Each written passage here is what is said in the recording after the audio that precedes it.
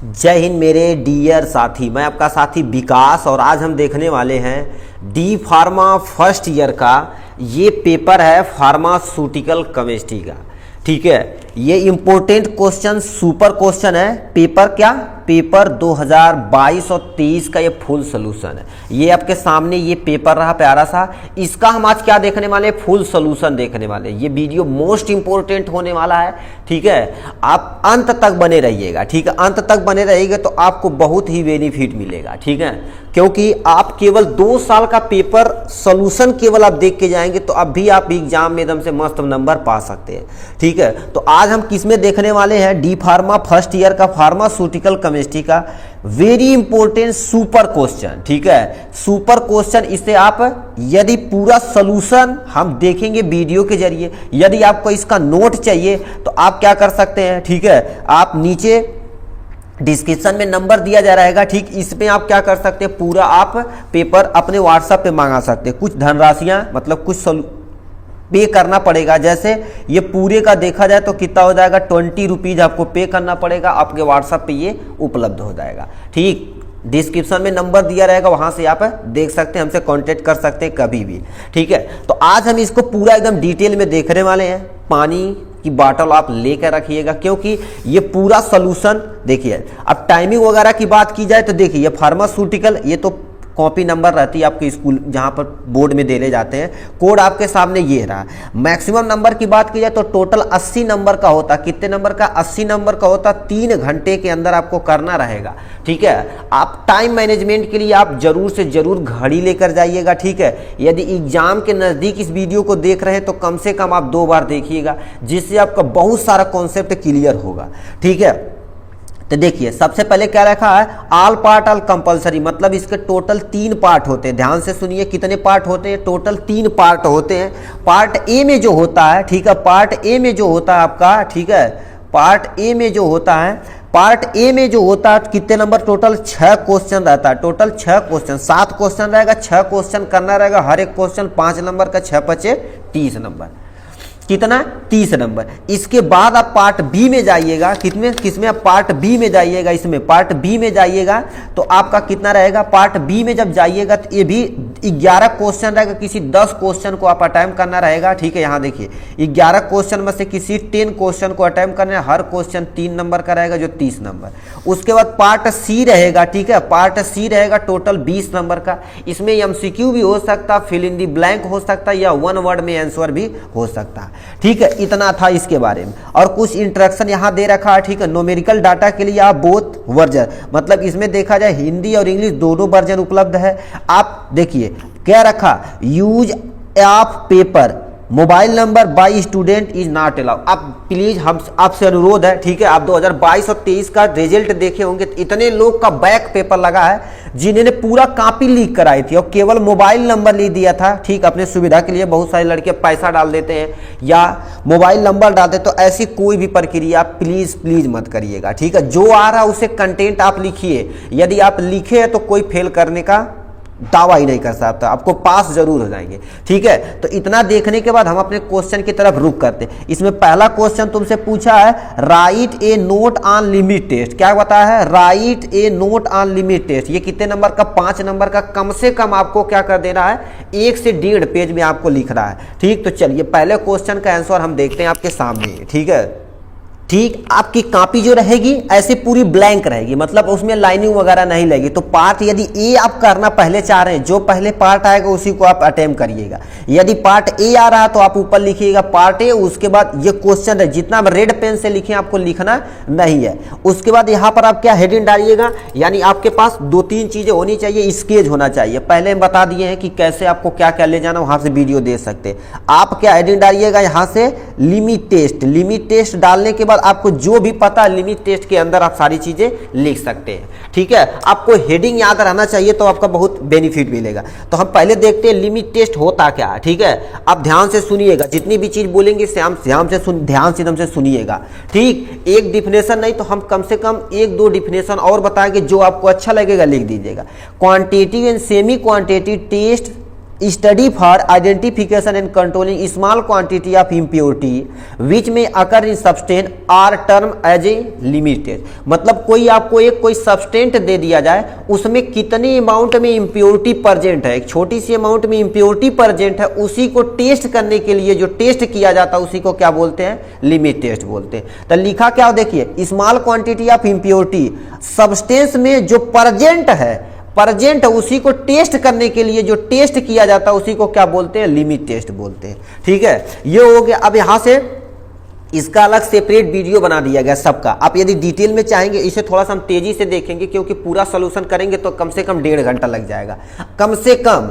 ठीक, तो नेक्स्ट और भी नहीं है समझ में आ रहा तो ये लिख दीजिएगा, limit test is define as semi quantity, quantity and semi quantity test which are perform to identify, identify ये और ये वर्ड जरूर लिखिएगा। ठीक, identify control small amount of impurity which present in likely present with in the substance is as analysis. मतलब आपको जो एक सब्सटेंस दिया गया है उसमें आप एनालिसिस करेंगे, देखेंगे कितनी अमाउंट में इम्प्योरिटी प्रेजेंट है, small amount of impurity present, उसी को क्या बोलते हैं, लिमिट टेस्ट बोलते हैं। ठीक, और नेक्स्ट पे पॉइंट पर आते हैं, generally limit test are the carry out identify inorganic substance present in substance. मतलब क्या होता है, कोई आपको दे दिया जाएगा सॉल्यूशन जो दे दिया जाएगा या कोई अमाउंट दे दिया जाएगा, ठीक है, कोई सब्सटेंस दे दिया जाएगा, उसमें मोस्टली क्या होती है, इनऑर्गेनिक इम्प्योरिटी होती है। ऑर्गेनिक और इनऑर्गेनिक क्या होती है, ऐसे कंपाउंड जिसमें कार्बन का अमाउंट ज्यादा होता है कंपेयर टू अदर सब्सटेंस, से कार्बनिक बोलते हैं। ठीक, इनऑर्गेनिक में से नाइट्रोजन, ऑक्सीजन, सल्फर, ये सब सारी चीजें प्रेजेंट है तो उसे इनऑर्गेनिक बोलते हैं। Limit test are not numerical value, ये लिमिट टेस्ट देखा जाए तो कोई न्यूमेरिकल वैल्यू नहीं है कि आप सॉल्यूशन ऐसे क्या कर देंगे, गुणा भाग करके मल्टीपल यहाँ करके कोई एक इक्वेशन पे रख के, ऐसा तो होने वाला नहीं है, ये न्यूमेरिकल वैल्यू नहीं होती। इसे बार बार आपको क्या कर देना पड़ेगा, परफॉर्म करना पड़ेगा इन लैब में, तभी आपको क्या कर सकते हैं, ये न्यूमेरिकल वैल्यू नहीं है। पहला नेक्स्ट पॉइंट में क्या लिखा, limit test we are perform the comparison between standard solution और सेट सोल्यूशन, यहाँ टेस्ट सोल्यूशन भी सोच सकते हैं। मतलब स्टैंडर्ड सोल्यूशन जो आपको दिया जाएगा, आप जो सोल्यूशन करेंगे उसे टेस्ट सोल्यूशन बोलेंगे, उन दोनों में देखेंगे, कंपेयर करेंगे क्या तुम्हारे पास डिफरेंस है, उसी को क्या बोलते हैं, लिमिट टेस्ट बोलते हैं। ठीक, इसीलिए यानी परफॉर्म किया जाता है। ये तो लिमिट टेस्ट के बारे में था, तो हमने क्या लिमिट टेस्ट के बारे में डिफाइन कर दिया। फिर इंपोर्टेंट ऑफ लिमिट टेस्ट क्यों किया जाता, कोई जरूरी होगा तभी तो किया जाता है। ठीक, अब बताइए, हम तो नॉर्मल अपने यहाँ जैसे आप चावल बीनते हैं तो उसमें कंकड़ रहता है तो उसे साफ कर देते हैं कि नहीं, तो अब केमिस्ट्री में हम छोटी छोटी भी चीजों को, इम्प्योरिटी को हटाएंगे तभी वो केमिकल रिएक्शन कराएंगे, नहीं तो हमें क्या क्या बना रहे हैं, दवा बना रहे हैं, सारी चीजें दवा बना रहे हैं। अब दवा में थोड़ी सी इम्प्योरिटी प्रेजेंट है तो पेशेंट को पूरा डेथ करा सकती है। इसीलिए क्या हो गया, बहुत जरूरी लिमिट टेस्ट करना। क्या लिखा, finding out the quantity of harmful impurity. अब देखिए कोई क्वांटिटी जो दी गई है, अब छोटी सी अमाउंट में वो हार्मफुल हो सकती है कि नहीं, उस हार्मफुल इम्प्योरिटी को आइडेंटिफाई करने के लिए हम क्या कर देते हैं, लिमिट टेस्ट का प्रयोग करते हैं। पहला पॉइंट। नेक्स्ट पॉइंट लिखा है फाइंडिंग आउट द क्वालिटी, यानी क्वांटिटी, यहाँ पे यन होना चाहिए, क्वांटिटी ऑफ अवेलेबल इम्प्योरिटी। मतलब जो आपका सब्सटेंस दिया गया है, जैसे मान लेते हैं आपको कितना ग्राम दे दिया जाएगा, 1 ग्राम कोई एक सब्सटेंस दे देगा, इसमें कितनी क्वांटिटी में आपके पास क्या इम्प्योरिटी उपलब्ध है, अवेलेबल है, तो उसी को हम उसीलिए हम क्या कर देते हैं, इम्प्योरिटी का टेस्ट हमें पता चल जाएगा। जैसे मान लेते हैं 0.0 और यहाँ से मान लेते हैं कितना, यानी 2 ग्राम, हमारे पास क्या होगा 0.2 ग्राम, मतलब 0.02 ग्राम इम्प्योरिटी प्रेजेंट है, इस इम्प्योरिटी को हम रिमूव कर, इसीलिए हम लिमिट टेस्ट करते हैं। नेक्स्ट क्वेश्चन या नेक्स्ट पॉइंट क्या लिखा, overall limit test are help in the purity cleanity of solution. Limit test क्या कर देता है, किसी भी सोल्यूशन को प्योर बना देता और क्लीन बना देता, इसीलिए क्या होता है, लिमिट टेस्ट किया जाता है। नेक्स्ट पॉइंट में क्या लिखा, limit test are define the amount of impurity which present in solution. मतलब लिमिट टेस्ट बताता है कि किसी भी सोल्यूशन में कितने अमाउंट में इम्प्योरिटी प्रेजेंट है, इसीलिए लिमिट टेस्ट किया जाता है। तो ये हमने क्या कर दिया, देख लिया। तो पहले आपको लिमिट टेस्ट लिखना, फिर इंपॉर्टेंट ऑफ लिमिट टेस्ट लिखना। अब कौन कौन से ऐसे फैक्टर है जो लिमिट टेस्ट को अफेक्ट कर सकते हैं, तो उसके बारे में देख लेते हैं। ठीक, तो यहां पर लिखा फैक्टर अफेक्टिंग लिमिट टेस्ट, ऐसे कौन कौन से फैक्टर है जो लिमिट टेस्ट को अफेक्ट कर सकते हैं। तो लिखा हो क्या, तो स्पेसिसिटी ऑफ टेस्ट की स्पेसिसिटी, मतलब कुछ ऐसे टेस्ट होते हैं स्पेशल टेस्ट करने पर ही वो परफॉर्म करेंगे, इम्प्योरिटी को बता पाएंगे, नहीं तो आप बता नहीं पाएंगे। जैसे अब किसी को डिजीज हुआ है तो बहुत सारी ऐसी बीमारी रहती है कि स्पेशल कोई बैक्टीरिया, जैसे टाइफाइड हो गया तो सोलमोनेला टाइफी कर रहा, तो वो उसकी एक सटीक मेडिसिन आती है, उसी को मारेगा, और सब मेडिसिन खिलाएंगे तो उसे कुछ फर्क नहीं पड़ेगा। तो एक स्पेशल टेस्ट होता है हर एक इम्प्योरिटी की आइडेंटिफाई करने के लिए, लिखा test should be specific for impurity. जैसे तुम्हारे पास क्या होगा, गैस क्रोमेटोग्राफी एक एग्जाम्पल है, हाई प्रेशर लिक्विड क्रोमेटोग्राफी जिसे हम शॉर्ट में क्या बोलते हैं, HPLC बोलते हैं, इसे शॉर्ट में क्या बोला जाता है, GC बोला जाता है, ठीक है, शॉर्ट में आप लिख सकते हैं, कोई टेंशन नहीं, ठीक। मतलब हर एक इम्प्योरिटी के लिए एक स्पेशल तरह की लिमिट टेस्ट होती है, उसे आप यहां से परफॉर्म कर सकते हैं। लास्ट में क्या लिखा है, सेंसिटिविटी ऑफ टेस्ट, ठीक है, सेंसिटिविटी ऑफ टेस्ट, ऐसे बहुत सारे ऐसे फैक्टर होते हैं जो आपके सब्सटेंस है उसे टेम्परेचर अगल बगल यदि तुम्हारा हल्का सा चेंज हुआ तो खराब हो जाएगा कि नहीं, तो वो चीजें बता रही है सेंसिटिव। और कुछ टेस्ट ऐसे होते हैं कि अगल बगल के इन्वायरमेंट से भी सेंस कर लेते हैं, जैसे ड्यूरेशन ऑफ रिएक्शन, मतलब कुछ रिएक्शन मान लेते 5 मिनट में हो रहा, ठीक, 5 मिनट इम्प्योरिटी क्या यदि मिल गई है तो उसे क्या करेगी, 2 घंटा करा सकती है कि नहीं, घटा सकती है, तो वो भी क्या होगा, ड्यूरेशन ऑफ रिएक्शन पे भी इफेक्ट करेगा।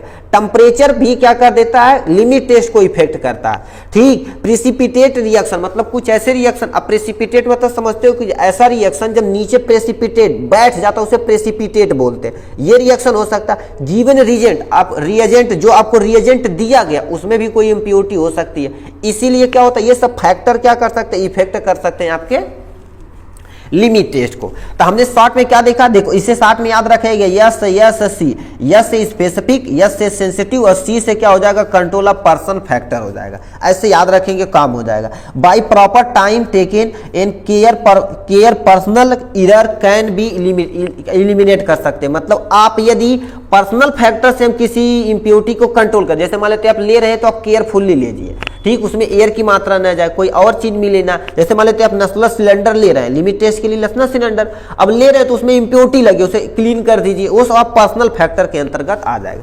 इतना था किसके बारे में, लिमिट टेस्ट। यदि लिमिट टेस्ट आएगा तो उनके बारे में लिखिएगा, फिर इंपोर्टेंट, फिर फैक्टर, फिर टाइप में तो आप यहां से देख सकते हैं, लिमिट टेस्ट फॉर आर्सेनिक हो जाएगा, लिमिट टेस्ट फॉर क्लोराइड हो जाएगा, लिमिट टेस्ट फॉर सल्फेट हो जाएगा, limit test for heavy metal हो जाएगा, और आयरन वगैरह बहुत सारा चीज आप लिख सकते हैं। ये पहला क्वेश्चन हमने देख लिया। नेक्स्ट क्वेश्चन तुमसे क्या लिखा है, लिखा है right the popular brand name any of the following, मतलब इसमें से किसी 5 का, ये याद रखिएगा, किसी 5 का आपको क्या कर देना, ब्रांड नेम लिखना, किसी भी 5 का आपको ब्रांड नेम लिखना। तो चलिए हम ब्रांड नेम देख लेते हैं, ठीक। तो देखिए लिखा क्या होगा, right the popular brand name any 5, मतलब इसमें से क्या क्या दे रखा, 1 दे रखा है, 2 दे रखा है, 3 दे रखा है, 4 दे रखा, 5 दे रखा, 6 में से किसी 5 का आपको क्या करना, ब्रांड नेम लिखना।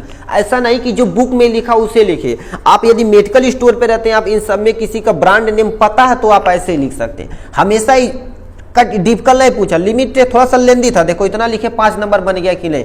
तो ये लिखा फुरसेनामाइड, क्या का फुरसेमाइड का क्या होता है, लैसिक, जो सबसे फेमस मेडिसिन है, ठीक। और फेरिसिस भी 40 mg के रूप में आता है, ये भी फेमस है। पैरासीटामॉल को तो बताओ कोई नहीं लिख पाएगा, ऐसा तो कोई पंदा नहीं जो पैरासीटामॉल का ब्रांड नेम न लिख पाए। यहाँ सामने कालपाल हो गया, डोलो हो गया, पेल्सिन हो गया, बहुत सारी चीजें आती, 500 mg, 600 mg, 250 mg, बहुत, ठीक। ये हो गया। आइबुजेसिक आता है, आइबुजेसिक प्लस में क्या होता है, ठीक, यानी आइबुप्रोफेन और पैरासीटामॉल होता है, तो वो सारी चीजें बहुत सारा लिख सकते हैं। सल्बूटामॉल में क्या होता है, एसेको एयर आता है। अस्थालिन सबसे फेमस है आपकी सल्बूटामॉल के लिए, ठीक है। और भी बहुत सारा सिरप वगैरह आता है, यहाँ पे आप छाप सकते हैं। हम केवल एक 2 लिख देंगे, काम खत्म हो जाएगा। कोट्रामाजोल में आता है, सेप्ट्रान डी आता है, ट्रेमाजोल डीएस आता है, ठीक है। ये सेप्ट्रान डीएस, ये तुम्हारे पास क्या होता है, 2, हमने इसे ब्रांड नेम लिख दिया।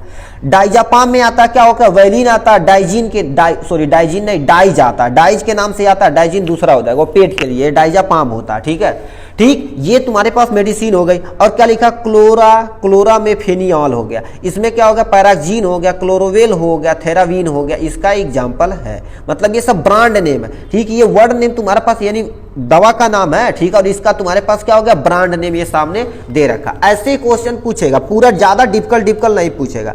तीसरा नंबर क्वेश्चन तुमसे क्या पूछ दिया है, कह दिया तीसरा नंबर में कह रखा right only one use of which of the following, मतलब ये जो क्वेश्चन दिया गया 1 2 3 4 5, अब इनका केवल केवल एक एक यूज बताना, कितना एक एक यूज बताना है, उसके बाद काम बन जाएगा। ठीक है, तो तीसरा नंबर क्वेश्चन आपके सामने यहां दे रखा है, देखिए आप ध्यान से देख सकते हैं, कह रखा right only one use of each of the following, ये याद अंडरलाइन करिएगा, ये अंडरलाइन उसमें 5 वाला अंडरलाइन करिएगा। ऐसे देखिए कि क्या चीज पूछ रहा, उसी को सटीक बनाइए, सटीक तरीके से लिख दीजिए, घुमाने फिराने की रिक्वायरमेंट नहीं है, क्योंकि वो बड़े बड़े प्रोफेसर रहते हैं, घुमाएं कितना घुमा पाएंगे, वो सब तुरंत कॉपी देखकर स्कैन हो जाती है। ठीक, तो सटीक लिख के हटिए, वन यूज किया तो हमने 2 यूज लिख दिया, आप एग्जाम में 1 का यूज लिखिए, कोई टेंशन नहीं। तो पहले इसमें क्या दे रखा है, इसमें पहला दे रखा किसका, एल्युमिनियम हाइड्रोक्साइड जेल का दे रखा है, दूसरा दे रखा सोडियम फ्लोराइड का दे रखा, हाइड्रोजन परऑक्साइड का दे रखा, कार्बन डाइऑक्साइड का, फेरिक अमोनियम सिट्रेट का। तो हम क्या कर देते, 2-2 3-3 यूज बता देते, एग्जाम में आएगा तो आप एक एक यूज लिखिएगा।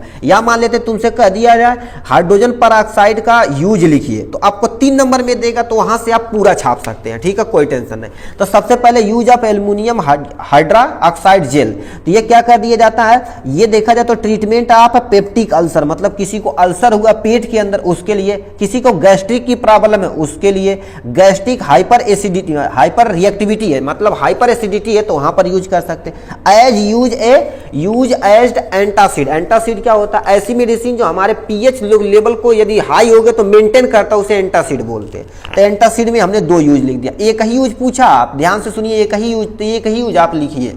ठीक, अब नेक्स्ट क्वेश्चन में क्या, उसी में बी यानी पार्ट तीसरा का B, use of sodium fluoride, sodium fluoride का यूज कर, देखो फ्लोराइड वर्ड कहीं आए तो समझो दांत को क्लीन करने के लिए होता है। तो सोडियम फ्लोराइड क्या होता है, to prevent it use to prevent tooth decay and cavity, मतलब जो दांत सड़ता है उसे प्रिवेंट करने के लिए हम सोडियम फ्लोराइड का यूज करते हैं। दूसरा क्या लिख दिया, it is also use fluorinating drinking water, बहुत सारी ड्रिंकिंग वाटर आती है जो उसमें सोडियम फ्लोराइड ऐड कर दिया जाता है, उसके लिए हमारे लिए क्या होती है, जिसके मुंह से स्मेल आती है ना, और जिसे एसिडिटी थोड़ा सा प्रॉब्लम होती है, ठीक, मुंह से स्मेल में ज्यादा यूज किया जाता है पर्सन। ठीक, it work by making your teeth stronger, मतलब ये क्या कर देता है, सोडियम फ्लोराइड हमारे दांत को क्या स्ट्रॉन्ग बनाता है। ठीक है, एकदम से हड्डी खा जाएंगे, मतलब वो पाथर होता तो चबा जाएंगे, कोई टेंशन, इतना स्ट्रॉन्ग हो जाएगा, जैसे ऐड वर्ड नहीं आता है खतरनाक टाइप में। ठीक, अब क्या लिखा, use of hydrogen peroxide, hydrogen peroxide आप देखे होंगे गाँव में कान साफ करने वाला एक लिक्विड डालते हैं, साफ कर देते हैं, वो हो गया। घाव को धुलने के लिए जब उस पर डाला जाता है घाव पे तो गांजा बना लेता है, वो हाइड्रोजन परऑक्साइड है। इसका फार्मूले की बात की जाए तो H2O2 इसका फार्मूला है। ठीक है, फार्मूला याद रहेगा तो लिख देंगे, एक पॉइंट बन जाएगा। ठीक, it is use to antiseptic, antiseptic की तरह यूज करते हैं। यदि देखा जाए कोरोना काल में लोग क्या कर रहे थे, बाल्टी में एक ढक्कन हाइड्रोजन परऑक्साइड डाल के और पानी भर के एक बाल्टी में आराम से नहा लेते थे, मतलब ऊपर जो तुम्हारे पास कोई माइक्रो ऑर्गेनिज्म डिस्ट्रॉय हो जाएगा। प्रिवेंट करना, ठीक है, प्रिवेंट करना, जिसे मान लेते क्या हो गया, देखो डिस्ट्रॉय, उसे कर रखा पैथोजेनिक बैक्टीरिया को डिस्ट्रॉय कर देगा ये। और क्या कर देता, हमारे ईयर से वी वैक्स को, मतलब वी वैक्स नहीं, वैक्स को रिमूव करने के लिए हम कान के एरिया में, ईयर के एरिया में इसे डालते हैं, वहां पर से हम साफ कर देते हैं। मगर ये डालना नहीं चाहिए कान में, क्योंकि हाइड्रोजन परऑक्साइड एक स्ट्रॉन्ग तुम्हारे पास पैथोजेनिक बैक्टीरियल एंटीसेप्टिक है भाई। ठीक, अब देखो एंटीबैक्टीरियल की तरह यूज किया जाता है, मतलब एक घाव को धुलने के लिए यूज किया जाता है एंटीबैक्टीरियल। और नेक्स्ट पे चलते हैं, अब नेक्स्ट दे रखा तो तुम्हारे पास क्या दे रखा, यूज ऑफ कार्बन डाइऑक्साइड। अब सर जी कहेंगे कार्बन डाइऑक्साइड का कहाँ यूज होना, ऐसा नहीं कि फोटोसिंथेसिस में बता देना, अपने केस में बताना, क्योंकि तुम डी फार्मा कर रहे हो, प्लांट नहीं लगा रहे हो। ठीक है, तो लिखा use of carbon dioxide in O2, मतलब O2 और कार्बन डाइऑक्साइड का मिक्स किया जाता है जब किसी पर्सन को कार्बन मोनोऑक्साइड का पॉइजनिंग होती है। अब कार्बन मोनोऑक्साइड CO होता है, ठीक, जब कोयला जलता तो उसे कार्बन मोनोऑक्साइड जलती है। यदि ठंडी के सीजन में अंगीठी जला के अब कमरे में नहीं सोना चाहिए, यदि सोएंगे ना तो उसमें जो कार्बन मोनोऑक्साइड एक मीठी गैस होती है, आप सुनते सुनते ही क्या हो जाएंगे, खत्म हो जाएंगे। ठीक, मतलब किसी कार्बन मोनोऑक्साइड की पॉइजनिंग होती है, उसे कार्बन डाइऑक्साइड O2 मिक्स करके सिलेंडर में डाल के उसे यहाँ पर ऑक्सीजन मास्क के जरिए उसे दे दिया जाता है। Human need carbon dioxide regulate respiration. अब देखिए हमारे अंदर क्या होता है, डिफ्यूजन एक प्रोसेस होता है, जो कार्बन डाइऑक्साइड हमारे लंग्स से बाहर की तरफ आता है और ऑक्सीजन अंदर की तरफ जाता है। ये कार्बन डाइऑक्साइड रेगुलेट करता है, हमारे रिस्पायरेशन को भी ये रेगुलेट करता है। ठीक है, और नेक्स्ट में क्या लिखा है, use of ferric ammonium citrate. अब फेरिक अमोनियम सिट्रेट क्या हो जाएगा, हिमेटेनिक्स, एक चैप्टर आपको उसमें पढ़ेंगे तो उसमें आएगा। It is use as the haematinic agent. Haematinic agent क्या होता है, ऐसा एजेंट जो हमारे आयरन डिफिशियंसी को ट्रीट करने के लिए यूज किया जाता है, उसे हम हिमेटेनिक एजेंट बोलते हैं। ठीक, आयरन की कमी में हम इसका यूज कर सकते हैं। नेक्स्ट क्वेश्चन, नेक्स्ट में क्या लिखा, also treat iron deficiency anaemia. देखो एनीमिया के ट्रीट में आ गया। ठीक है, तो ऐसे आपको बता देना। तो ये कितने नंबर का था, टोटल 5 नंबर का था, हमने 5 नंबर बता दिया, काम खत्म। इसमें क्या तुमसे चौथा नंबर क्वेश्चन पूछा है, write a note on the dental product. Dental product के बारे में आपको लिखना पड़ेगा। ठीक है, ये भी तुम्हारे 5 नंबर का है। तो हम क्या कर देते हैं, यहां से आपको बता देते हैं 5 नंबर का क्या रखा, right a note on dental product. Dental product ऐसा प्रोडक्ट होता है जो किसके लिए यूज किया जाता है, दांत के लिए यूज किया जाता है, चाहे सफाई के लिए यूज किया जाए, चाहे ब्रश जो होता है टूथ ब्रश, वो भी डेंटल प्रोडक्ट, मतलब ऐसा प्रोडक्ट जो सब दांत के लिए यूज में किया जाता है, डेंटल प्रोडक्ट कहलाता है। ठीक, इसमें पहला पॉइंट लिखा, डेंटल प्रोडक्ट आर दो substance which prevent DK of teeth, मतलब दांत को सड़ने के लिए, दांत को क्लीनिंग करने के लिए, मेंटेनिंग द टीथ, टीथ को मेंटेन करने के लिए जो प्रोडक्ट यूज किया जाता है उसी को क्या बोलते हैं, डेंटल प्रोडक्ट बोलते हैं। बस इतना सटीक लिख देंगे, काम खत्म। ठीक, डेंटल, देखो dental decay and other dental problem mainly use by the poor oral hygiene. अब हमारे अंदर क्या होता है, डेंटल डीके कैसे होता है, डेंटल प्रॉब्लम कैसे होते हैं, जब आप पुअर हाइजीन करेंगे। अब जब ब्रश नहीं करेंगे, सुबह उठेंगे 10 बजे और घूमेंगे, ब्रश वरश नहीं करेंगे, चाय वो पीट लेंगे, ठीक है, तो उससे हो जाएगी, देखेंगे मुंह से स्मेल आने लगती है। ब्रश प्रॉपर अमाउंट में नहीं करेंगे तो सारी चीजें हो सकती है, यानी पुअर ओरल हाइजीन रहेगी तो खराब हो सकता है।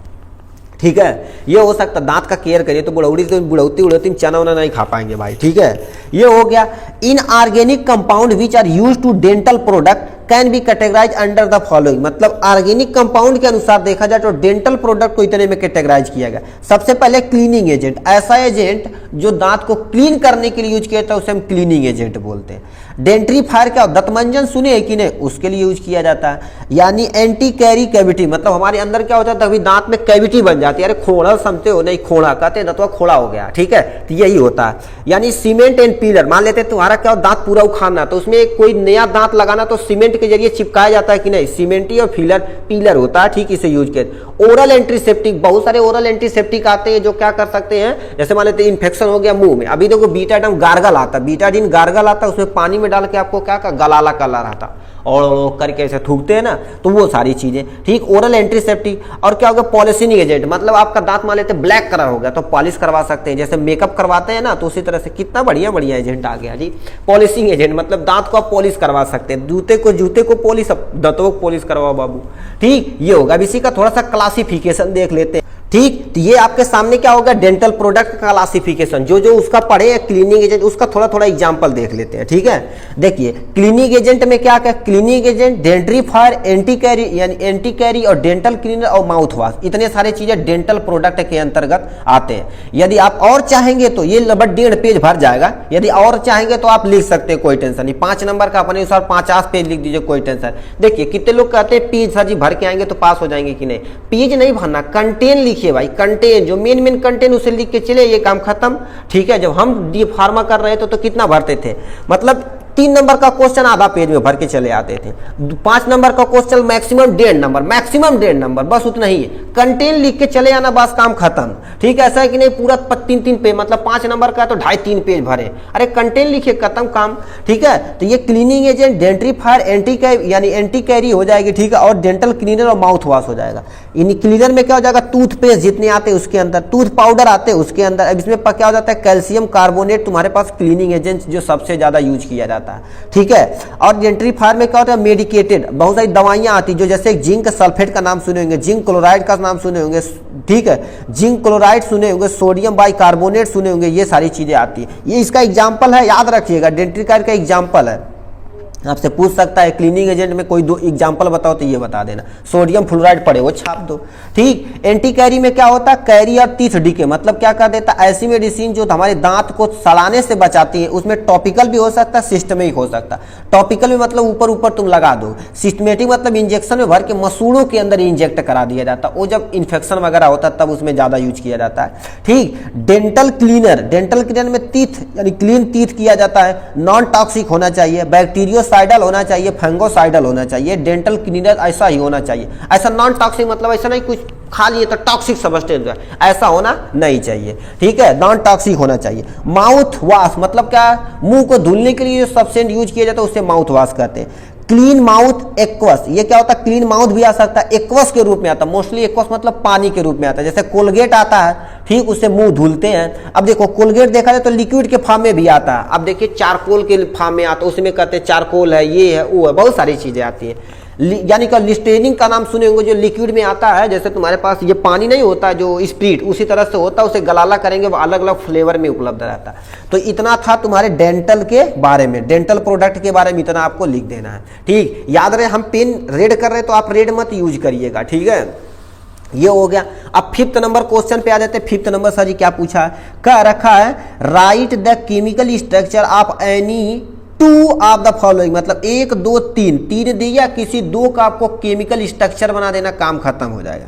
किसी 2 का केमिकल स्ट्रक्चर बना देना, काम खत्म हो जाएगा। तो हम तीनों का बता देते हैं, आप यदि 2 रहेगा जो आसान रहेगा वो आप वहां लगा सकते हैं, कोई टेंशन नहीं, ठीक। तो यहां सबसे पहले क्या दे रखा है, देखिए right the chemical structure of any 2 of the following. सबसे पहले स्ट्रक्चर ऑफ एस्पिरिन, एस्पिरिन का तुमसे स्ट्रक्चर पूछा, तो एस्पिरिन का स्ट्रक्चर ये होता है। बेंजीन के ऊपर क्या लिख देना, ये ओइक एसिड, कार्बोक्सिलिक एसिड का ग्रुप लगा देना, और इसे क्या बोलते हैं, इस वाले को हम क्या बोलते हैं, एसिटॉक्सी ग्रुप बोलते हैं, इसे एसिटॉक्सी ग्रुप बोलते हैं। 1 2 पे एसिटॉक्सी है तो 2 पे हमने एसिटॉक्सी लिख दिया, देखो एसिटॉक्सिल हो गया। और इसे क्या बोलते हैं, बेंजोइक, तो यहाँ बेंजीन बोलते हैं, तो ओइक एसिड, देखो बेंजीन लगा दिए। और इसे क्या बोलते हैं, कार्बोक्सिलिक ग्रुप, तो ओइक एसिड लगा दिए। तो पूरा नाम क्या हो गया, 2 एसिटॉक्सी बेंजोइक एसिड। हम केवल स्ट्रक्चर बता रहे हैं, यदि आईपीएससी नाम आएगा तब लिखिएगा, नहीं तो ज्यादा झंझट फालने की जरूरत नहीं है, ठीक है। जो कहे उसे पूछिए। किसी 2 का तुम्हें स्ट्रक्चर बनाने के लिए तुम स्ट्रक्चर बना के हट जाओ, ऐसा नहीं, तुम्हारे पास बहुत टाइम है, 3 4 5 घंटा है। 3 घंटा होता कि नहीं, 10 घंटा तुम्हारे पास है। जो आए उसी को, जो पूछे सटीक बना के हटो, ठीक है। ये हम बना दिए, लग बाई चांस कह देगा एस्पिरिन का स्ट्रक्चर के साथ साथ आईपीएससी नाम लिखे तो आईपीएससी नाम लिख दीजिएगा, ठीक, सहूलियत के नाते बना दिए। स्ट्रक्चर अब क्या हो जाएगा, सल्फा एसिटामाइड, सल्फा एसिटामाइड का ये तुम्हारे पास दे रखा, ठीक है। तो इसमें क्या दे रखा, हमने देखो स्ट्रक्चर बना दिया। एक बेंजीन ग्रुप बनाना, यहाँ पर क्या लिखना, एक अमीनो ग्रुप जोड़ देना, ठीक। और ये तुम्हारे पास क्या होगा, सल्फो, ये तुम्हारे पास क्या हो गया, सल्फोना, और ये तुम्हारे पास एसिटामाइड है। तो हम क्या लिखेंगे, 1 2 3 4, 4 पे क्या हो गया, देखिए 4 पे एक अमीनो ग्रुप, तो यानी N 4 अमीनो फिनाइल, इसे क्या बोलते हैं, फिनाइल बोलते हैं। और इन पूरा को हम क्या बोल देते हैं,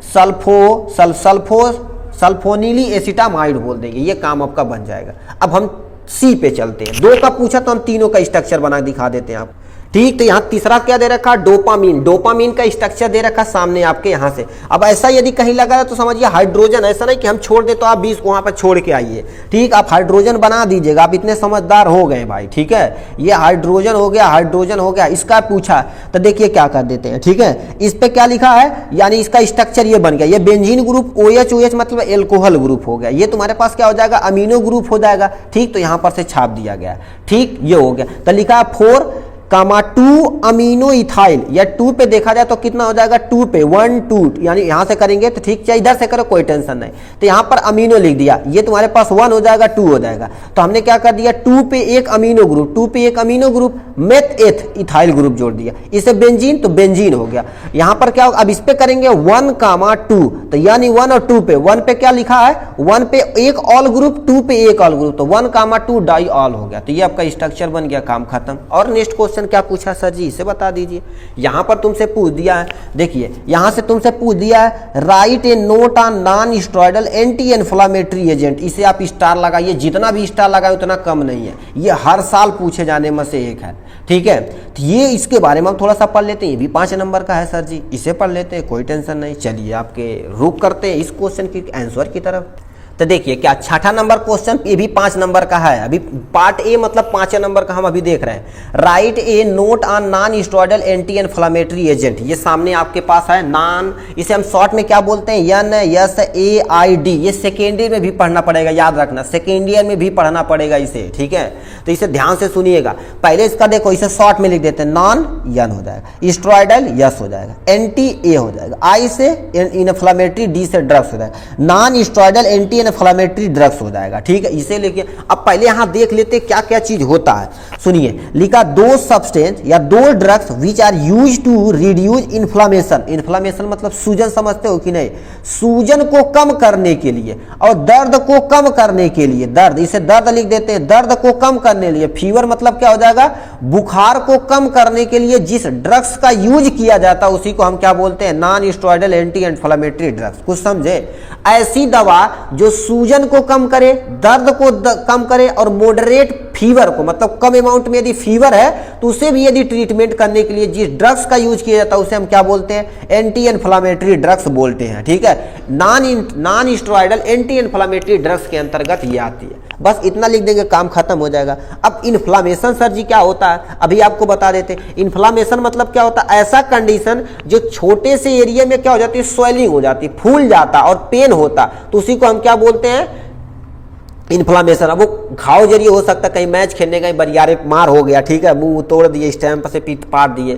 ठीक, पिछवाड़ा एकदम से सूजा दिए, तो सूजना इन्फ्लामेशन कहलाता। कुछ समझे, ये हो गया। अब इसमें क्या लिखा, it is use to high risk of people, यानी देखो risk people, aspirin is use to reduce the blood clotting. कभी कभी क्या होता है, अब देखिए याद रखना, सूजन हो गया, दर्द की दवा, बुखार की दवा प्रॉपर अमाउंट में आप लेते नहीं चले जाए कि कभी मन करा उठा के ले लीजिए, कुछ हमारी बॉडी खुद एक्युमुलेट कर जाएगी, उसमें ज्यादा दिक्कत नहीं है। यदि ज्यादा लेंगे तो अब क्या हो जाएगी, ब्लड क्लॉटिंग की दिक्कत हो जाएगी, यानी हार्ट स्ट्रोक आ जाएगा, हार्ट अटैक आ जाएगा, आदमी तुम्हारी आदमी मर जाएगा। इसीलिए क्या बोला जाता है, बिना प्रिस्क्रिप्शन के ड्रग्स मत लीजिए।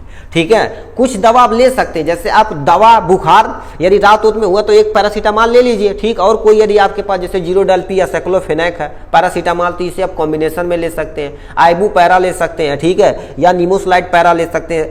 एक कंडीशन में, नहीं कि 1 महीना 2 महीना 3 महीना तक खाइबा करते, नहीं, मतलब आज खाएं, नहीं सही हुआ कल किसी डॉक्टर को दिखा दीजिए, बस खत्म। ठीक, ये हो गया। अब इसका साइड इफेक्ट क्या लिखा है, साइड इफेक्ट ऑफ NSAID, इसमें क्या हो सकता है, क्या यानी प्रॉब्लम हो सकती है, नोजिया में, डायरिया हो सकती है, कॉन्स्टिट्यूशन की प्रॉब्लम हो सकती है, वोमिटिंग हो सकती है, डिक्रीज हेपेटाइटिस, भूख की कमी तुम्हारी पर, कभी कभी पेप्टाइटिक अल्सर भी हो जाता है यदि ज्यादा दिन तक ले रहे हैं तो। सीरियर इफेक्ट में किडनी फेल हो सकता है, लीवर डैमेज हो सकता है।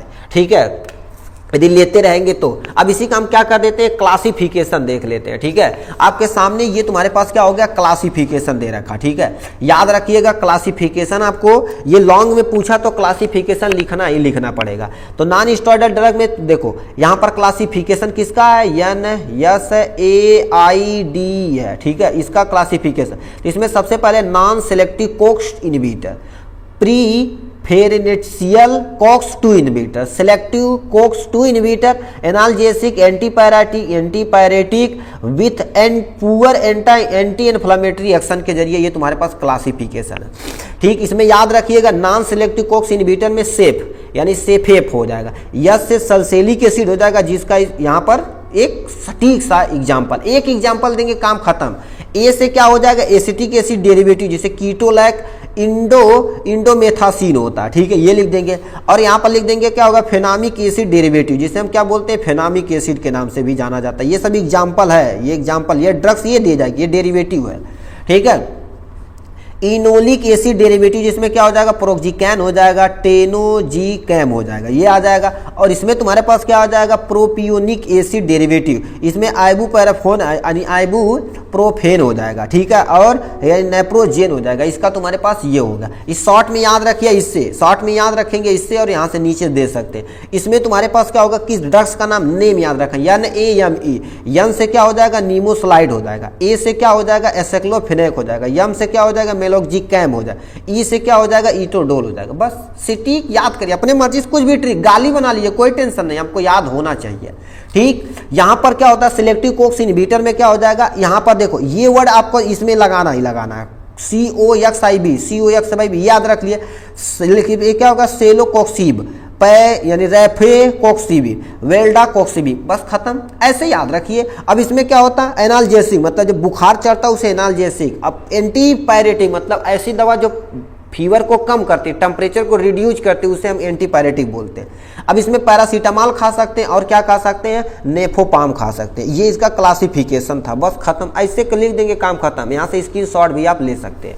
ठीक है, अब कुछ एग्जाम्पल दे रखा है यानी नॉन स्टेरॉयडल, ठीक है, non steroidal anti inflammatory drugs का एस्पिरिन दे रखा, डाइक्लोफेनेक, एबुपेरा और पैरासीटामॉल, ये हो गया इसके बारे में। और नेक्स्ट जी क्वेश्चन क्या पूछा है, देखिए ये हमने क्या कर दिया, थोड़ा सा तेजी में चल रहे, याद रखिए, कम से कम आप स्लो मोशन में या आपके उपलब्ध रहेगा तो आप डाउनलोड कर सकते हैं, वहां से नोट करते चलिए थोड़ा थोड़ा, ठीक है, नहीं तो आप नोट चाहिए तो आप कॉन्टेक्ट कर सकते हैं, लिंक डिस्क्रिप्शन में है, नंबर डिस्क्रिप्शन में वहां से दिया गया। अब क्या लिखा है, right the storage condition of any two of the following, मतलब इसमें से 3 दिया है, किसी 2 का तुम्हें क्या करना पड़ेगा, स्टोरेज कंडीशन बताना पड़ेगा। मतलब जैसे दवा नहीं होती कि इसे ड्राई एंड कूल प्लेस में रखा जाता तो वही आपको स्टोरेज करना कैसे, तो यहाँ पर इंसुलिन का देखना, हाइड्रोजन पेरोक्साइड का देखना और ऑक्सीजन का देखना। तो चलिए हम तीनों का कोई देख लग सकते हैं, ऑक्सीजन को तो कर सकते हैं सिलेंडर में, हाइड्रोजन पेरोक्साइड ये सब सारी चीजें कर सकते हैं, तो यहाँ से हम इसे अब बता देते हैं आंसर इसका, ठीक है।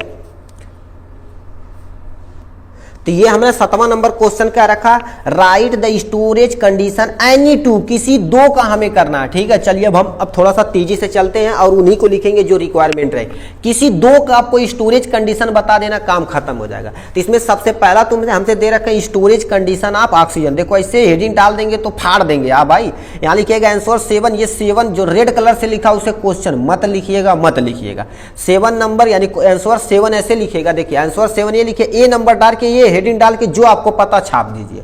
देखिए आप यदि हेडिंग वोडिंग बढ़िया बना के लिख देंगे, अंदर थोड़ा बहुत खराब रहेगा तभी कहेगा टीचर चलो जाने दो, बढ़िया लिखा यार, ठीक है। Storage condition of oxygen, oxygen को सबसे पहले किस में रखा जाता है, सिलेंडर में रखा जाता है, वो भी मेटल का सिलेंडर होना चाहिए, ठीक। Oxygen is storage and supply in metallic cylinder under pressure with the pressure gas, मतलब क्या होता है, ऐसा कि नहीं बहुत ज्यादा प्रेशर रहे, ठीक है, अंडर प्रेशर रखना, क्योंकि ऑलरेडी उसके अंदर प्रेशर है। अब बताओ बाहर से भी प्रेशर तुम लगाओगे तो फूटने का चांस ज्यादा रहेगा, और किसका होना चाहिए, मेटेलिक का होना चाहिए, मेटल का होना चाहिए, ठीक है। ये हो गया। Next question, keep away from sunlight and fire comma moisture, मतलब किन किन चीजों से आपको दूर रखना, कीप अवे फ्रॉम सनलाइट से दूर रखना है, फायर से दूर रखना, फायर मतलब आग से, मॉइस्चर से भी आपको दूर रखना, क्योंकि मान लेते आग यदि ले जाएंगे, सनलाइट यदि बहुत दूर तक रखे रहेंगे, ठीक, तो सनलाइट से रिएक्ट करके वो क्या कर सकता है, ब्लास्ट कर सकता है, क्योंकि प्रेशर ज्यादा हो सकता है, ठीक। अब स्टोरेज एट रूम टेम्परेचर, इसे इसकी स्टोरेज करना रूम टेम्परेचर पे, नहीं कहीं कि आप भट्ठी उट्ठी वहां बगल में रखते, ऐसा नहीं। हॉस्पिटल में देखेंगे तो आप एक कमरा होता है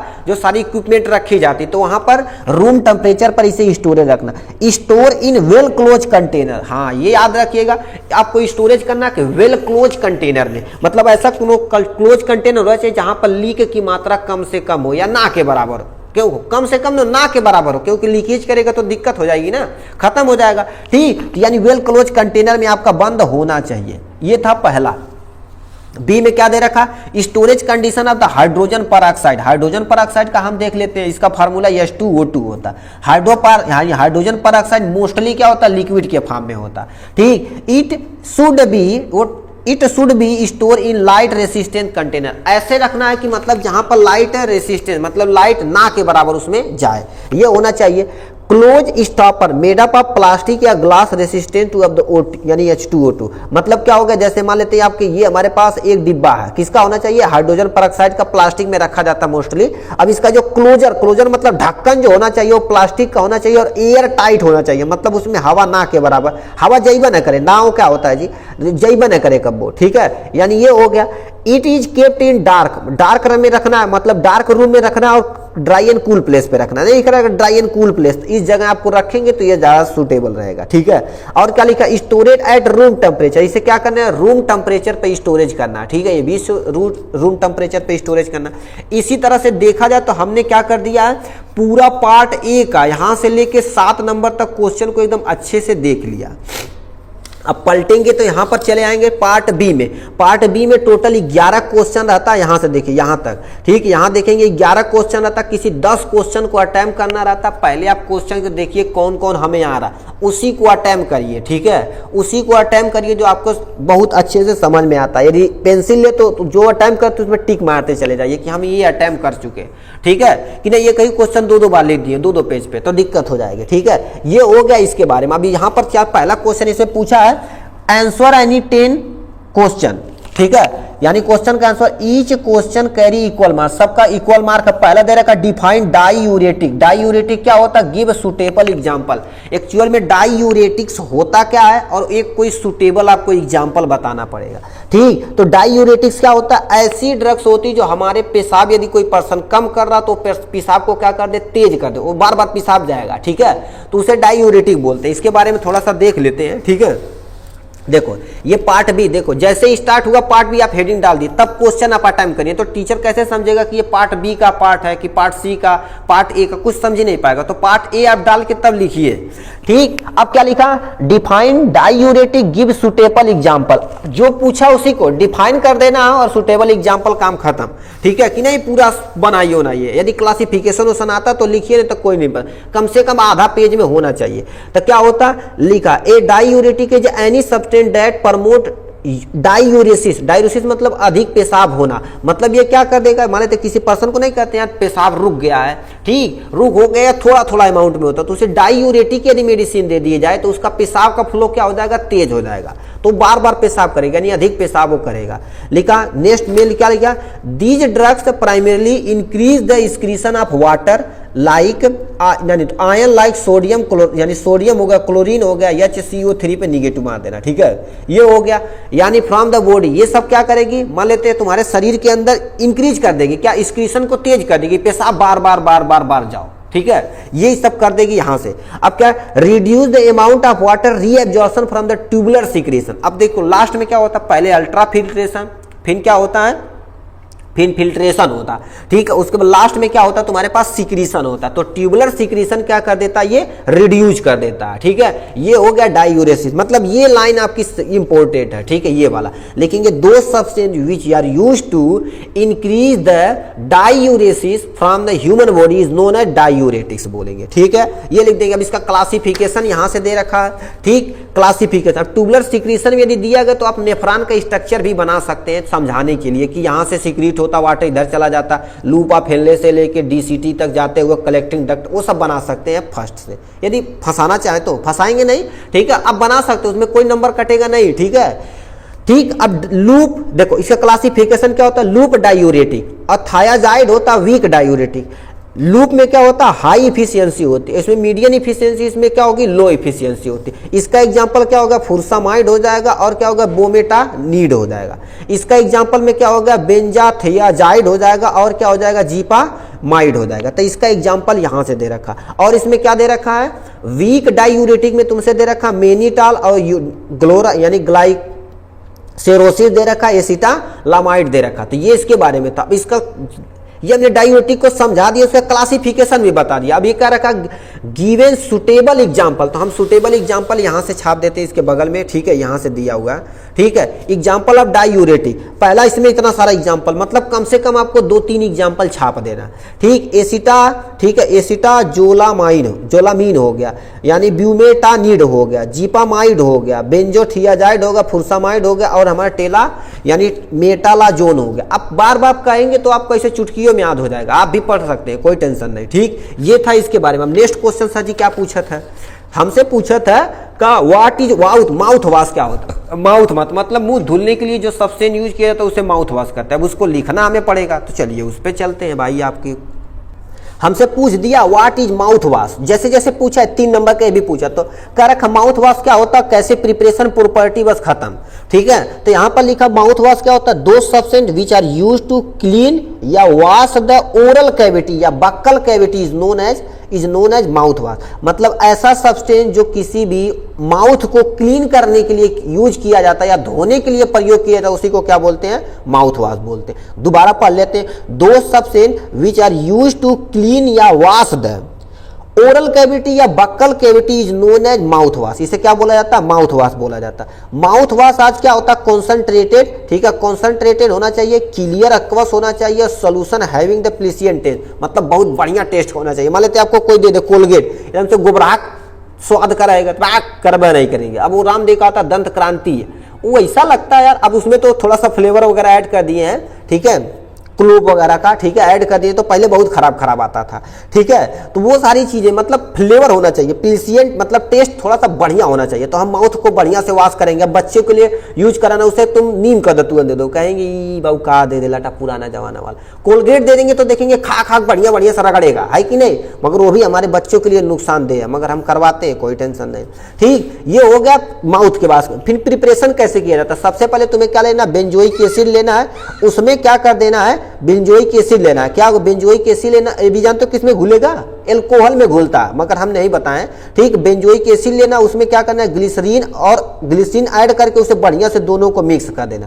ठीक, उसके बाद उसे क्या कर देना, डिजॉल्व, जो डिजॉल्व, इसे इन दोनों को मिक्स करने के बाद सिनामोन लेना है, ठीक है, और पिपरामिंट लेना है, और क्या लेना है, फिनोलिक एल्कोहल लेना। इन सबको क्या कर देना, इन सब में एल्कोहल में सब एक इसको मतलब फिनॉल हो गया, पिपरामिंट हो गया, सिनम, इन सबको डिजॉल्व करना एल्कोहल के अंदर। ये एल्कोहल के अंदर करने के बाद सबको क्या कर देना, मिक्स कर देना। क्या लिखा, मिक्स टू सोल्यूशन, एक सोल्यूशन तैयार हो गया। इसे 2 घंटा के लिए रख देना चिल करके, और फिल्टर, पहले फिल्टर कर लेंगे फिर चिल कर देंगे, मतलब एकदम से ठंडा करके। अब जिस फॉर्म में करना चाहे, लिक्विड के फॉर्म में, मोस्टली देखा जाए तो माउथ वॉशेज जो वगैरह रहते हैं, ठीक, लिस्टर वगैरह रहते हैं, वो तुम्हारा लिक्विड के फॉर्म में, नहीं तो मोस्टली क्या होते हैं, सॉलिड या लिक्विड दोनों के फॉर्म में रहते हैं, कोई टेंशन नहीं। गैस के फॉर्म में ज्यादा नहीं रहते, सॉलिड या लिक्विड दोनों में रहते हैं। ये हो गया प्रिपरेशन, कैसे प्रिपरेशन किया जाता है। इसकी प्रॉपर्टी क्या होनी चाहिए, it should be the quick action, ऐसा कि नहीं मतलब तुम 2 घंटा रगड़ो ऐसे ऐसे ऐसे ऐसे तो वो काम करे, तो ऐसा होना नहीं चाहिए। मतलब किए तुरंत क्या होगा, कुल्ला कर लिए, मतलब विद इन 10 सेकेंड रखे तो आपका मुंह तो फ्रेश हो जाना चाहिए। ठीक, ये क्विक एक्शन होना चाहिए। फ्लेवर बहुत बढ़िया, ठीक है, जैसे आता वो अलग अलग फ्लेवर आता है। ठीक, अब फ्लेवर के बारे में आप एकदम से स्पेशलिस्ट हैं, समझिए, ठीक है। लड़कियां तो फ्लेवर के बारे में समझिए, जैसे ही चॉकलेट वॉकलेट खरीदने जाए, अब आइसक्रीम खरीदने जाओ तो उसमें भी 4-5 कलर का फ्लेवर है। हम गए भाई खरीदने, कहा कौन सा फ्लेवर चाहिए, दिखाया हमको, समझने क्या क्या ले, कहा यार कोई दो, ठीक है। तो फ्लेवर मस्ट भी स्ट्रांग होना चाहिए, जिससे हमें क्या कर सकते हैं, माउथ का जो स्मेल है उसे इसका दबा सके, ये होना चाहिए। नॉन टॉक्सिक होना चाहिए, ऐसा नहीं कि टॉक्सिक जहर बना दे आदमी मर जाए खा के, तो कंपनियां क्लेम हो जाएगा, तो दिक्कत हो सकती है। यानी नॉन टॉक्सिक होना चाहिए। नॉन इरिटेशन होना चाहिए। इरिटेशन मतलब ऐसा कि नहीं मुंह में डाल दे तो मुंह में जलन करने लगे, ऐसा चीज होना नहीं चाहिए, नहीं तो उसके पूरी कंपनियां का आग लगा दिया जाएगा। ठीक है, नॉन इरिटेट होना चाहिए। ठीक, इतना तुम्हारे पास माउथ वॉश के बारे में था। अब नेक्स्ट क्वेश्चन हमसे क्या पूछा था सर जी, इसको बतावा। कह रखा है एंटी नियोप्लास्टिक एजेंट क्या होता है, नियोप्लास्टिक एजेंट क्या होता है, इसके बारे में सुनिए। यहाँ पर तीसरा number question, what are anti neoplastic agent, इसके बारे में सुनिए। देखिए थोड़ा सा तेजी हो रहा है ना, चलो कोई टेंशन नहीं, मगर आप कर लेंगे भाई, आप तो हैं सही। ठीक है, कह रखा what are the anti neoplastic agent. Anti neoplastic agent होता क्या, पहले उसके बारे में लिख देते तो फिर आगे जो कहेगा वो कर देंगे।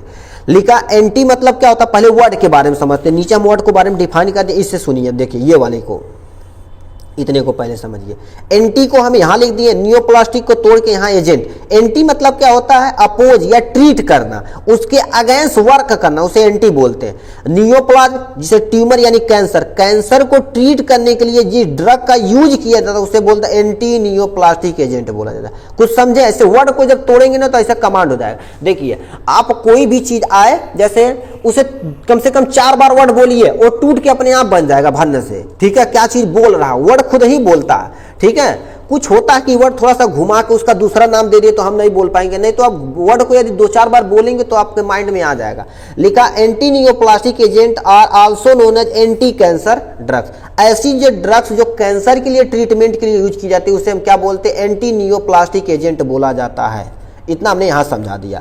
ठीक, अब क्या लिखा, those substance which are use to treat cancer are called neoplastic agent. मतलब ऐसा सब्सटेंस जो कैंसर के ट्रीटमेंट के लिए यूज किया जाता है उसी को क्या बोलते हैं, एंटी नियोप्लास्टिक एजेंट, या ड्रग्स भी आप बोल सकते हैं, कोई टेंशन नहीं, बस खत्म। अब बार बार हम सर जी कैंसर बोलते हैं, तो कैंसर क्या होता है सर जी, इसको बताइए। तो कैंसर क्या होता है, कैंसर एक तरह की डिजीज होती है। सम ऑफ बॉडी मतलब सम टाइम क्या होता है, हमारी बॉडी में सेल जो ग्रोथ होता है अनकंट्रोल हो जाता है। जैसे मान लेते हैं नॉर्मल एक सेल हो गया, ये डिवीजन किया 2 सेल बना दिया, ये डिवीजन किया 2 सेल से ये क्या बना दिया, ये आगे बन गया, ये फर्दर डिवीजन होता रहता है। मगर जब कैंसर सेल होता है उसमें कोई भी कंट्रोल होता नहीं हो। एक बार यदि सेल डिवीजन होने लगे तो भर भर होने लगेगा। ठीक, ये हो गया। First stage of cancer is known as tumour. Tumour का जो पहला स्टेज होता है उसे हम सार्कोमिया बोलते हैं, सार्कोलीमिया बोलते हैं, मगर यहाँ पर हम ट्यूमर बोल सकते हैं। गांठ के रूप में बन जाएगा, उसे आप ट्रीट नहीं किए तो कैंसर का रूप धारण कर सकता है।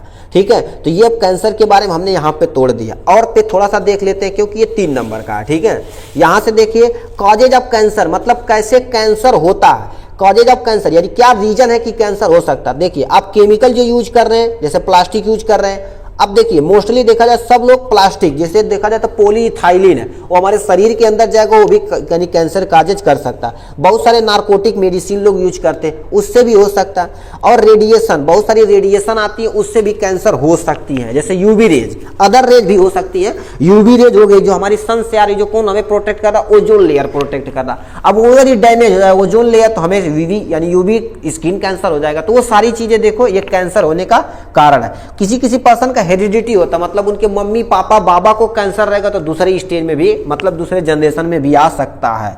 डाइट, डाइट मतलब खाने होने में, मान लेते आप तंबाकू कर रहे हैं, सिगरेट बीड़ी गुटखा पान बीमल मार रहे हैं, ठीक है, जुबा केसरी बोल रहे हैं तो माउथ कैंसर होगा ही बाबू। ठीक है, शुद्ध प्लस खा रहे हैं बढ़िया से, ठीक, तो ये सारी चीजें खाएंगे तो आप, ये सब चीज युवाओं के लिए नहीं बनी है। ठीक है, बनी खराब चीजें कैंसर के लिए बनी है। ठीक है, उस पर देखो इतना बढ़िया एडिंग के लिए इतना बड़ा छाप देता कि कैंसर हो जाएगा, मुंह सड़ा रहता तब भी आदमी खाता भाई। ठीक है, कितने बढ़िया है। ठीक है, टाइप ऑफ कैंसर, बुरा मत मानिए भाई जो खाते हैं। ठीक है, अपनी अपनी एजुकेशन है, ठीक है, अपनी अपनी समझ है कैसे लोग खाते हो। बस क्या है, आप एल्कोहल भी पी सकते हैं, कोई टेंशन नहीं, कुछ भी करें, हमसे लेना देना नहीं है। ठीक, अपनी अपनी चाह होती है। ठीक है, और सबकी सबकी अपनी राह होती है। ठीक है, चलिए सर जी शायरी बोल दी है। ठीक है, टाइप ऑफ कैंसर देखा जाए तो बहुत तरह से होते हैं, जैसे स्किन कैंसर यूवी रेज से होती है, ब्लैडर कैंसर ये हो सकता है, ब्लड कैंसर हो सकता है, माउथ कैंसर हो सकता है जो तंबाकू खाने से होता है। आप टाइप ऑफ कैंसर में लिख सकते हैं, इसीलिए बोला जाता है। देखिए बना बना के लिखेंगे ना, थोड़ा सा उसे रिलेट करके काम खत्म है। देखो हमने हेडिंग डाल दिया, कितना बढ़िया लग रहा है, उसी में लिख एग्जाम्पल ऑफ कैंसर ड्रग। ठीक है, कैंसर ड्रग्स की कुछ यहाँ पर है, देखो साइक्लोफॉस्फा यानी फास्फामाइड हो गया, बुसूल यानी बुसूल फैन हो गया, और मार्क यानी मैक्रो, ठीक है, मार्को प्रोटोपूरिन हो गया। ठीक, ये सोचते एग्जाम्पल है किसके बारे में, एंटी कैंसर के बारे में। ठीक है, अब चलिए हम नेक्स्ट क्वेश्चन की तरफ देख लेते हैं। ये हमारे पास खत्म हो गया। पूछा एंटीबायोटिक क्या होती है, गिव सम एग्जाम्पल। एंटीबायोटिक के बारे में आपको समझा देना, कोई 2-4 एग्जाम्पल लिख देना, काम खत्म हो जाएगा। ठीक, हम चौथे नंबर क्वेश्चन पे आ चुके हैं। ठीक, चलिए चौथा नंबर क्वेश्चन देखते हैं। ठीक, तो ये तुमसे लिखा डिफाइन एंटीबायोटिक गिव सब एग्जाम्पल। ठीक है, एंटीबायोटिक क्या होती है उसके बारे में आपको लिखना, कोई 2-4 एग्जाम्पल बता देना। ठीक है, जैसे पूछा उसी तरह से कर देंगे। तो एंटीबायोटिक का नाम सुनेंगे, जैसे आपको टाइफाइड होता है, ठीक, कोई बीमारी होती है जल्दी ठीक नहीं होती तो कहते हैं सर डॉक्टर एंटीबायोटिक दे देता बहुत बढ़िया रहता, जल्दी ठीक हो जाती है कि नहीं। ठीक, जैसे टाइफाइड हो गया तो आप पैरासीटामॉल और बहुत सारी मल्टीविटामिन कैल्शियम बहुत सारी चीज ले सकते हैं, लेते हैं, बी कॉम्प्लेक्स वगैरह लेते हैं। अब बताओ एक एंटीबायोटिक लेते हैं जो किसे मार रहा है, सोलमनेला टाइफी को मार रहा है, तो उसके अगेंस्ट जो माइक्रो ऑर्गेनिज्म के अगेंस्ट जो वर्क करता है उसी को क्या बोलते हैं, एंटीबॉडी बोलते हैं। अब तो समझ गए कि नहीं। अरे बॉडी मतलब कोई शरीर है, उसके अगेंस्ट जो काम कर रहा है उसी को क्या बोलेंगे, एंटीबॉडी बोलेंगे। ठीक, लिखा क्या होगा, एंटीबायोटिक्स बोलेंगे। लिखा antibiotic term derive from 2 word, anti मतलब अगेंस्ट, बायोज मतलब लाइफ, मतलब कोई माइक्रो ऑर्गेनिज्म के लाइफ के अगेंस्ट जो वर्क करता है उसी को हम एंटीबायोटिक बोलते हैं। ठीक, टर्म समझिए।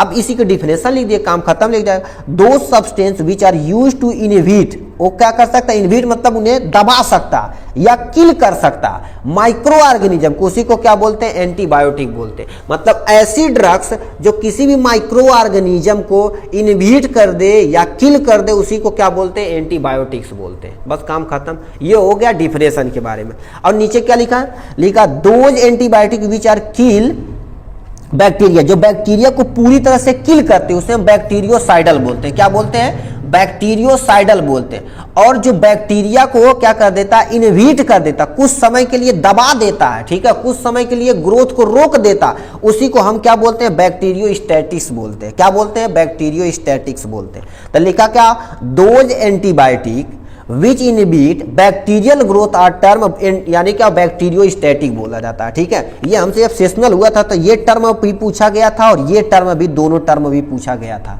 ठीक है, तो आप ध्यान रखिएगा। ठीक है, ये हो गया इसके बारे में। फिर तुमसे क्या दे रखा, टाइप ऑफ बैक्टीरिया। बैक्टीरिया देखा जाए तो बहुत तरह के होते हैं, मगर स्टेनिंग के आधार पर ग्राम पॉजिटिव और ग्राम निगेटिव होती है। ऐसी बैक्टीरिया जो स्टेनिंग को लेती हैं उन्हें हम क्या बोलते हैं, ग्राम पॉजिटिव बोलते हैं। मतलब क्या, स्टेनिंग क्या होती है, जब आप लैब में कोई चीज करते हैं तो बहुत सारा केमिकल रहता है, पता नहीं आपके स्कूल में होगा कि नहीं, ठीक है। जैसे हम बीएससी जब करते थे तो सेफरनीन था, आयोडीन था, बहुत सारा केमिकल था जो आप क्या करते थे, किसी भी सेक्शन डिसेक्शन जब करते थे उसे स्टेनिंग करनी पड़ती, उसका जो कलर सब तो आइडेंटिफाई आराम से हो जाता था, ठीक। जब मतलब ऐसे बैक्टीरिया जो स्टेनिंग को लेते हैं, टेक स्टेन टेस्ट, उसे हम क्या बोला जाता है, ग्राम पॉजिटिव बोला जाता है, ठीक। ऐसे बैक्टीरिया जो स्टेनिंग को नहीं लेते उन्हें क्या बोला जाता है, ग्राम निगेटिव बोला जाता है। बस काम खत्म, ठीक। अब क्या पूछा हमें, एंटीबायोटिक के बारे में पूछा था। देखिए एंटीबायोटिक के बारे में हमने बता दिया इतना सारा, अब इसका एग्जांपल बता देंगे, बस खत्म। जैसे पूछा वैसे बताइए, ठीक है। लिखा एग्जांपल ऑफ एंटीबायोटिक, एंटीबायोटिक का एग्जांपल बताना, पेनिसिलिन, एमॉक्सासिलिन, एजिथ्रोमाइसिन, सिप्रोफ्लॉक्सासिन और सिफरीक्जीन, बहुत सारा लिख सकते हैं, मगर जो सिलेबस में रहेगा उससे थोड़ा सा लिखेंगे तो सही रहेगा, ठीक। अब एक क्वेश्चन आपके लिए, कमेंट बॉक्स में द पेनिसिलिन की डिस्कवरी पहली बार किसने की थी, पहले बार किसने की थी। यदि यहां जो बंदा दे दिया तो 1 नंबर उसका पीछे भी एमसीक्यू में बन जाएगा या फिल इन दी ब्लैंक में बन जाएगा, तो रोकिए तुरंत लिखिए, ठीक है। पेनिसिलिन की डिस्कवरी किसने किया था पहली बार, ठीक। बस ये हो गया। और नेक्स्ट क्वेश्चन सर जी क्या पूछा था, 5 नंबर क्या पूछा, 5 नंबर हमसे पूछा हाइपोग्लाइसेमिक एजेंट क्या होता, क्या पूछा, हाइपोग्लाइसेमिक एजेंट क्या होता, तो इनके बारे में थोड़ा सा देख लेते हैं, ठीक। तो यहां पर तुम्हें क्वेश्चन में दे रखा है what are the hypoglycaemic agent, hypoglycaemic agent क्या होता है इसके बारे में बताना। तो देखिए वर्ड को तोड़िए, हाइपो कहीं भी वर्ड रहे तो समझिए क्या हो गया, लेस अमाउंट में है, क्या हो गया, लेस है, ठीक, उसे कम करना, ठीक है। अब ग्लाइसेमिक मतलब क्या होता है, शुगर यानी ग्लूकोज हम मान लेते हैं, ठीक। क्या क्या, ग्लूकोज एजेंट मतलब ड्रग्स जो यूज किया जाता है, ऐसा ड्रग्स जो हमारे क्या कर देता है, ब्लड में ग्लूकोज लेवल को लेस कर देता है, लेवल को डिक्रीज कर देता, कम कर देता, उसी को हम हाइपोग्लाइसेमिक एजेंट बोलते हैं, ठीक। तो लिखा क्या होगा, दो substance that decrease the level of glucose in the blood, मतलब क्या कर रखा, हमारे ब्लड में ग्लूकोज लेवल को कम कर देना जो सब्सटेंस यूज किया जाता है उसे हम क्या बोलते हैं, हाइपोग्लाइसेमिक एजेंट बोलते हैं। ये वर्ड याद रखिएगा, ये ठीक है, ये वर्ड याद रखिएगा। और इसमें यदि हाइपर पूछे तो यहां पर इंक्रीज लिख दीजिएगा, बस काम खत्म। नेक्स्ट में पॉइंट में क्या, आल्सो दो substance which you treat the diabetes. अब डायबिटीज सुने होंगे, शुगर का नाम सुनेंगे, गांव में नहीं कहते शुगर हो गया इन्हें, ठीक है, तो चीनी उन्हें नहीं खाते हैं, चाय वो नहीं पीते हैं, ठीक है। अब ऐसे ऐसे हम देखें आदमी यार, ठीक है, उन्हें शुगर हुआ रहता तो वो कहेंगे बिना चीनी का चाय बना दो। ऐसा कौन सा चाय होता, हमको तो समझ ही नहीं आता। एक दिन हम पिए, कहें यार चाय पीने से क्या फायदा, मतलब उसमें चीनी नहीं तब भी चाय पी रहे भाई, ठीक है। तो उनके लिए आता है शुगर फ्री, एक तरह का वो छोटा छोटा सफेद सफेद गोली होती है, वो चाय में पिए तो वो डाल के पिए तो सही है। अब बताओ चाय पत्ती पानी घोल के उसे पिएंगे यार, ऐसे ऐसे इंसान है, ठीक है। चलो अपनी अपनी बोल दिए, अपनी अपनी रुचि है, कहा करते हैं, ठीक। मतलब डायबिटीज के ट्रीटमेंट के लिए जो ड्रग्स की यूज किया जाता है उसे हम क्या बोलते हैं, हाइपोग्लाइसेमिक एजेंट बोलते हैं। ये दो तरह के होते हैं, टाइप 1 और ये टाइप 2। टाइप 1 को हम क्या बोलते हैं, यानी क्या होते हैं, जेवेनाइल डायबिटीज बोलते हैं। ये देखा जाए तो हमारा इंसुलिन जो होता है, पैंक्रियाज जब इंसुलिन निकालेगा या नहीं निकालेगा, निकालेगा तो लिटिल अमाउंट में निकालेगा, या नहीं निकालेगा तो उसे हमें डायबिटीज फर्स्ट हो जाएगा। डायबिटीज 2 हो जाए डायबिटीज मिलाइटस, इसमें क्या हो जाएगा, किडनी फंक्शन करना बंद कर देगी, ठीक है, बंद नहीं करेगी, लेस अमाउंट में करेगी, तो इंसुलिन क्या हो जाएगा, रेसिस्टेंट, इसमें हो जाएगा, तो ये टाइप 2 टाइप फर्स्ट हो जाएगा, ठीक है। हाइपोग्लाइसेमिक एजेंट भी याद रखिएगा, इससे भी आपको सेकेंड ईयर में पढ़ना पड़ेगा, ठीक है। अब कैसे होता है देखिए, मान लेते हैं हमारे पास क्या हो गया, यहां पर एक पैंक्रियाज है, ठीक है, और हमारे पास क्या हो गया, पैंक्रियाज। पैंक्रियाज में एक बीटा सेल होता है, देखिए beta cell of pancreas, pancreas का ये बीटा सेल है। बीटा सेल क्या करेगा, बायोसिंथेसिस करेगा और क्या बनाएगा, प्री प्रो इंसुलिन बनाएगा, जो एक सिंगल चैन का रहेगा, क्या रहेगा, सिंगल चैन का रहेगा। और क्या इसमें ये होगा, प्रोटियोलाइसिस होगा और क्या बनाएगा, प्रो इंसुलिन बना देगा। तो ये पूरा इंसुलिन का सीक्रेशन के बारे में दे रखा, ठीक। अब इसे डिटेल में देखना है तो आप भी वहां पर जाना पड़ेगा भाई, ठीक। यहां पर थोड़ा शॉर्ट में बता रहे हैं, ठीक। एग्जांपल ऑफ हाइपोग्लाइसेमिक एजेंट, यहाँ मेटफॉर्मिन हो गया, गिलमीप्राइड हो गया, गिलिमिटीन हो गया। ये तुम्हारा 3-4 ऐसे 5-10 एग्जांपल। आपके घर में यदि कोई शुगर की मेडिसिन खाता तो उसे एक बार टैबलेट देखिएगा, वो लिख छाप दीजिएगा, काम खत्म, ठीक। तो वो हाइपरग्लाइसेमिक एजेंट के अंतर्गत आता है। तो ये टोटल क्वेश्चन था 5 नंबर। अब नेक्स्ट क्वेश्चन की तरफ रुक करते हैं। नेक्स्ट क्वेश्चन हमसे क्या पूछ दिया है, ठीक, हाइपोग्लाइसेमिक एजेंट हमने ले लिया। 6ठा number question, define heterocyclic heterocyclic compound क्या होता है, गिव वन एग्जांपल। ठीक है, अब थोड़ा सा तेजी से चलते हैं भाई। ठीक, अब आ गए हैं, अब इधर से अब पार्ट सी में तो बहुत जल्दी खत्म हो जाएगा। ठीक, तो यहां पर पूछा है डिफाइन हेट्रोसाइक्लिक कंपाउंड क्या होता है, गिव वन एग्जांपल। तो हेट्रोसाइक्लिक कंपाउंड की तरफ जाते हैं। ठीक, तो हमसे कह रखा डिफाइन है हेट्रोसाइक्लिक कंपाउंड। तो पहले समझिए साइक्लिक इस वर्ड को तोड़िए। हेट्रो मतलब डिफरेंट, साइक्लिक मतलब क्या होता है, जो कोई साइक्लिक रिंग बनती तो उसके अंदर अलग तरह के, अब साइक्लिक रिंग कैसे बनती, ये हो गया, ये हो गया, ये हो गया, ये हो गया, ये हो गया, ऐसे भी बन सकती है, ये हो गया, ये हो गया, ये हो गया, ये हो गया, ऐसे बन सकती है, या ऐसे होके ऐसे बन सकती है। तो ये साइक्लिक रिंग कहलाती है। तो यहां पर ये कार्बन पे carbon carbon carbon carbon carbon carbon carbon carbon carbon, ये सब कार्बन प्रेजेंट है। हेट्रोसाइक्लिक कंपाउंड में इस कार्बन की जगह कोई एक ऐसा कंपाउंड आ जाए, चाहे नाइट्रोजन हो, चाहे ऑक्सीजन हो, चाहे सल्फर हो। चलिए मान लेते हैं यहां पर हम O आ गया, तो ये हेट्रोसाइक्लिक कंपाउंड बन गया। बस लिखेंगे क्या, ऐसा कंपाउंड, ऐसा साइक्लिक कंपाउंड कार्बन के अलावा जो कोई दूसरा एटम प्रेजेंट होता है उसी को हेट्रोसाइक्लिक कंपाउंड बोलते हैं, ये अपनी भाषा में। अब डिफिनेशन क्या लिखा, those organic compound which contain ring, देखो रिंग कंटेन कर रहा है, या cyclic structure in which it contain at least two different atom. कितना, एक भी हो सकता है और एक तो कार्बन रहबा करेगा, एक तुम्हारा अलग एटम हो सकता है, उसमें एटम में नाइट्रोजन भी आ सकता है, ऑक्सीजन, सल्फर, ईटीसी, यानी बहुत सारी चीजें कुछ भी आ सकती है। ये तुम्हारे पास क्या हो जाएगा, अलग है, तो इसलिए इसे क्या बोला गया, हेट्रो बोला गया। ठीक, लिखा atom present in the cyclic ring other than carbon compound, मतलब कार्बन कंपाउंड के अलावा ऑक्सीजन हो सकता है, नाइट्रोजन हो सकता है, सल्फर हो सकता है। तो ये सब तुम्हारे पास हेट्रोकार यानी हेट्रोसाइक्लिक के अंतर्गत आ जाएंगे, इसीलिए क्या बोला जाता है, हेट्रो एटम बोला जाता है। यदि ऑप्शन में पूछे हेट्रो एटम 2021-22 वाले क्वेश्चन में पूछा था हेट्रो एटम क्या थे, अब ऐसे 4 ऑप्शन दे दिया था, तो उस पर मार देंगे, चुटकी में काम बन जाएगा। लिखा मोस्ट कॉमन हेट्रो, ठीक है, most common hetero atom use to nitrogen, oxygen और सल्फर, मोस्टली तुम्हारे पास यही यूज होता है, इसी से तुम्हारा सिलेबस एटलीस्ट खत्म हो जाएगा। MBBS सोच करेंगे तो उसमें बहुत सारा रहता है। ठीक, तो वहां पर आप जाकर पढ़ना, कोई टेंशन नहीं। ठीक, यदि नीट की कोई तैयारी कर रहा है तो उस पर तो MBBS चल ही जाएगा।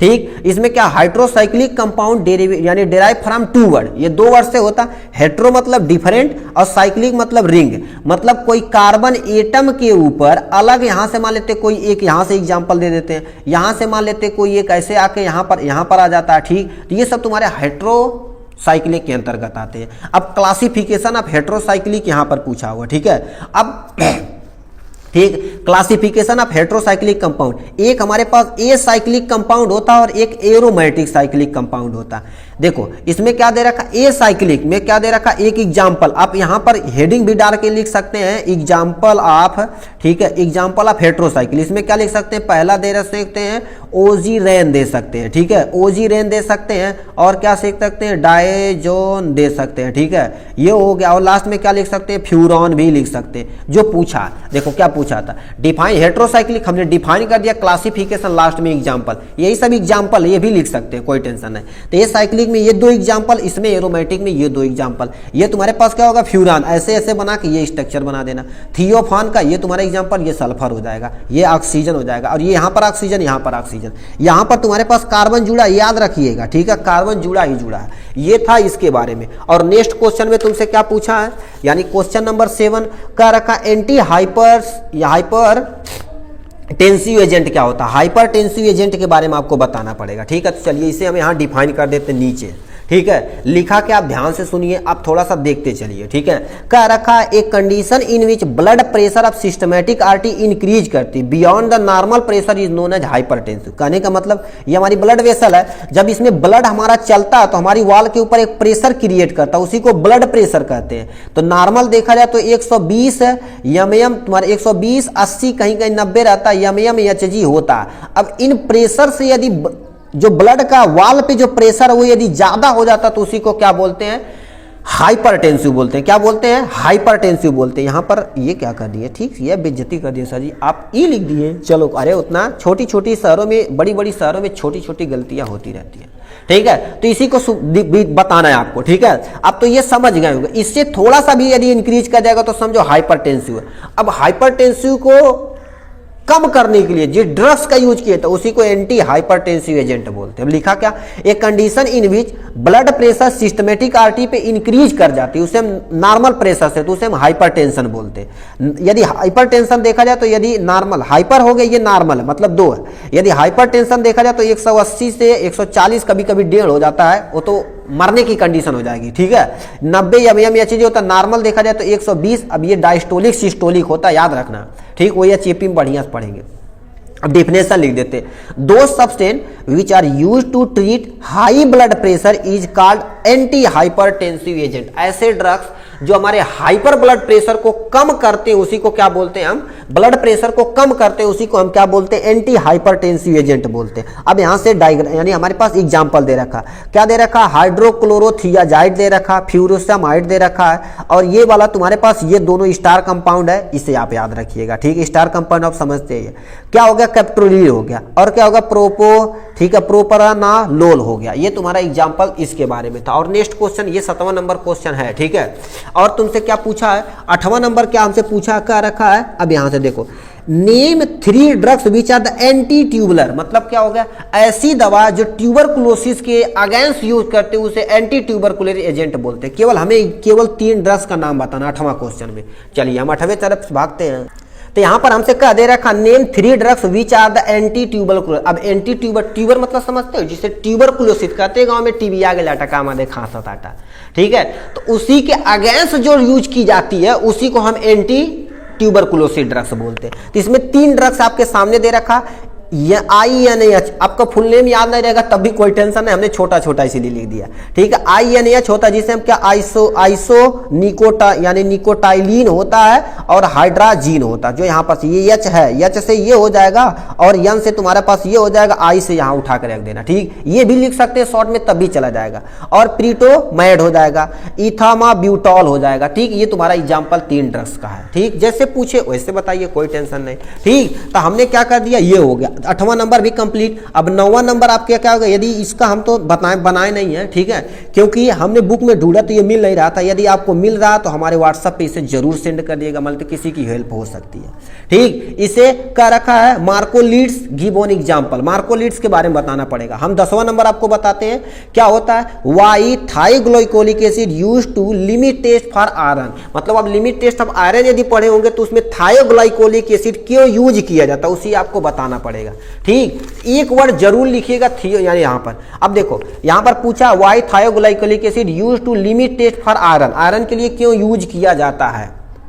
ठीक है, तो यहां पर से दे रखा, limit test for iron relative to reaction in which iron react with the mercapto acetic acid, जिसे हम क्या बोलते हैं, थायोग्लाइकोलिक एसिड बोलते हैं। मतलब मार्केप्टो एसिटिक एसिड का दूसरा नाम क्या है तुम्हारे पास, थायोग्लाइकोलिक एसिड, जो आपके क्वेश्चन में पूछा। अब ये क्यों यूज किया जाता है, अब ये क्यों यूज किया जाता है, सोल्यूशन विद द यानी अमोनियम सिट्रेट बफर की तरह, मतलब बफर विलियन। अब मेन चीजें आपके पास ये है। ठीक है, ये यूज किया जाता है ऑक्सीडाइज की तरह। अब ये करता क्या, अब देखिए ऑक्सीडाइज, यदि तुम कलर उसका देखोगे तो कलर आइडेंटिफाई करने के लिए भी थायोग्लाइकोलिक एसिड का यूज किया जाता है।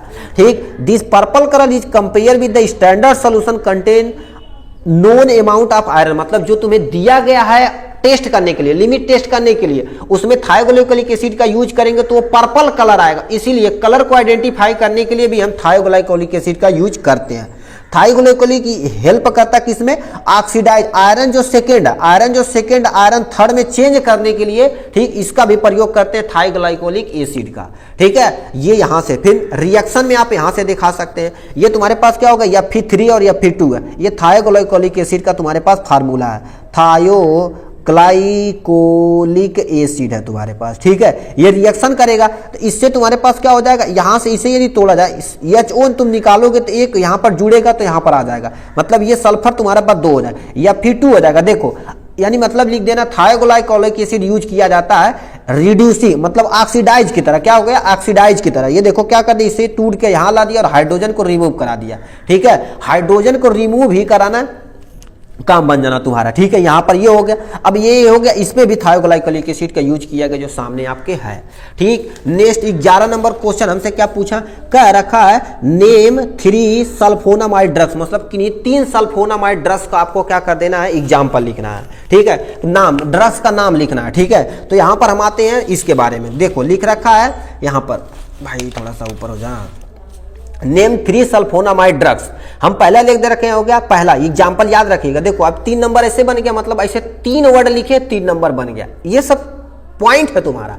अब एंटी ट्यूबरकुलर ड्रग्स पूछा, 3 नाम लिख दिए, बनने से बन गया। उसी तरह से नंबर बनता है। ठीक है, इसी पे टारगेट किया जाता है कि ये सही कर रहे। अब वो सब यदि लॉन्ग आएगा थोड़ा बना बना के लिख दो, काम खत्म। ठीक, इसमें क्या हो गया, सल्फा एसिटामाइड हो गया, डेप्सन हो गया, और क्या होगा, कोट्रिमाज़ेक्सोल हो गया, जोल हो गया। ये तुम्हारे पास एग्जाम्पल 3 ड्रग्स का। और हमसे क्या पूछा है, ठीक है, और क्या पूछा है। अब यहाँ से आते हैं, अब मेन मुद्दे पर आते हैं आपके जो दे रखा क्वेश्चन में। ठीक है, आप तैयार हो जाइए आप कमेंट बॉक्स में लिखने के लिए। ठीक है, रीढ़ की हड्डी थोड़ा सा सही कर लीजिए। ठीक है, पार्ट सी नंबर 20 का रहेगा। अब इसमें हम बताएंगे, आपको याद रखना। ठीक है, पहला क्या रहेगा, which are the following gas का लाफिंग गैस, इसमें से ऐसी कौन सी गैस है जो लाफिंग गैस की तरह, थोड़ा सा हम बड़ा कर दे, सही है। ठीक, अब तो आ जाएगा, हाँ तो दिख रहा है चकाचक। ठीक है, एमसीक्यू बताना है। कह रखा which are the following gas is called laughing gas. Oxygen तो लाफिंग गैस नहीं है, कार्बन डाइऑक्साइड भी लाफिंग गैस नहीं, नाइट्रोजन भी लाफिंग गैस नहीं है। तो ये नाइट्रस ऑक्साइड तुम्हारे पास क्या हो गया, ये आपका लाफिंग गैस है।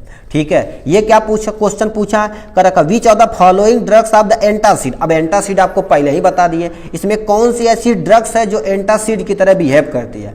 पहला तुम्हारे पास क्या होगा, इसमें पहला ही तुम्हारे पास पहला ये दे रखा है सोडियम बाइकार्बोनेट। क्या दे रखा है, सोडियम बाइकार्बोनेट, जिंक ऑक्साइड और सोडियम क्लोराइड और फेरस ऑक्साइड। ये तो तुम्हें एनीमिया के लिए यूज किया जाता है, ये तो यूज नहीं किया डेंटल में। तो हमारे पास क्या हो जाएगा, sodium bicarbonate is the correct option. ठीक है, ये हो गया। अब इसमें क्या पूछा, as a represent which of the following. अब हेट्रोसाइक्लिक यदि क्लासिफिकेशन पढ़ेंगे और हार्टर्स एक तुम्हारे वैज्ञानिक उन्होंने क्लासिफिकेशन बताया था। तो जब आप किसी भी साइकिल में यस पाया जाता तो उसे क्या बोलते हैं, यस होता है। एजा में देखा जाए तो तुम्हारे पास यन बनता, क्या बनता है, यन बनता। आप जैसे रिंग बनाएंगे ना तो उसमें यन आता है। सॉरी, ये क्या लिख दिए, सल्फर लिख दिए। सल्फर तुम्हारा रंग हो जाएगा, ऑक्सीजन भी रंग हो जाएगा। तो मतलब ये वाला पॉइंट तुम्हारे पास करेक्ट ऑप्शन है। ठीक, और क्या पूछा, चौथा which are the following anti diabetes drug. मतलब आपको बताना है एंटी डायबिटीज ड्रग्स क्या होती है। अब आप उसमें यदि देखोगे किसमें बोला गया था, हाइपोग्लाइसेमिक एजेंट में, उसी को एंटी डायबिटीज देखो नाम चेंज कर दिया। ठीक, तो इरिथ्रोमाइसिन एक तरह का एंटी बैक्टीरियल ड्रग है। मतलब क्या बताएं, अभी ये इरिथ्रोमाइसिन आप देखे हैं ना एंटीबायोटिक में, ये नहीं मार सकते। एसाइक्लोविर डायूरेटिक है, रेमाफिन ये नहीं यूज कर सकते। तो मेटफॉर्मिन तुम्हारे पास क्या हो गया, ये चौथा ऑप्शन, यानी चौथे का सी वाला आपका करेक्ट ऑप्शन है। ठीक है, मेटफॉर्मिन वहां पर यूज करते हैं जो किसी भी डायबिटीज शुगर को पेशेंट के लिए।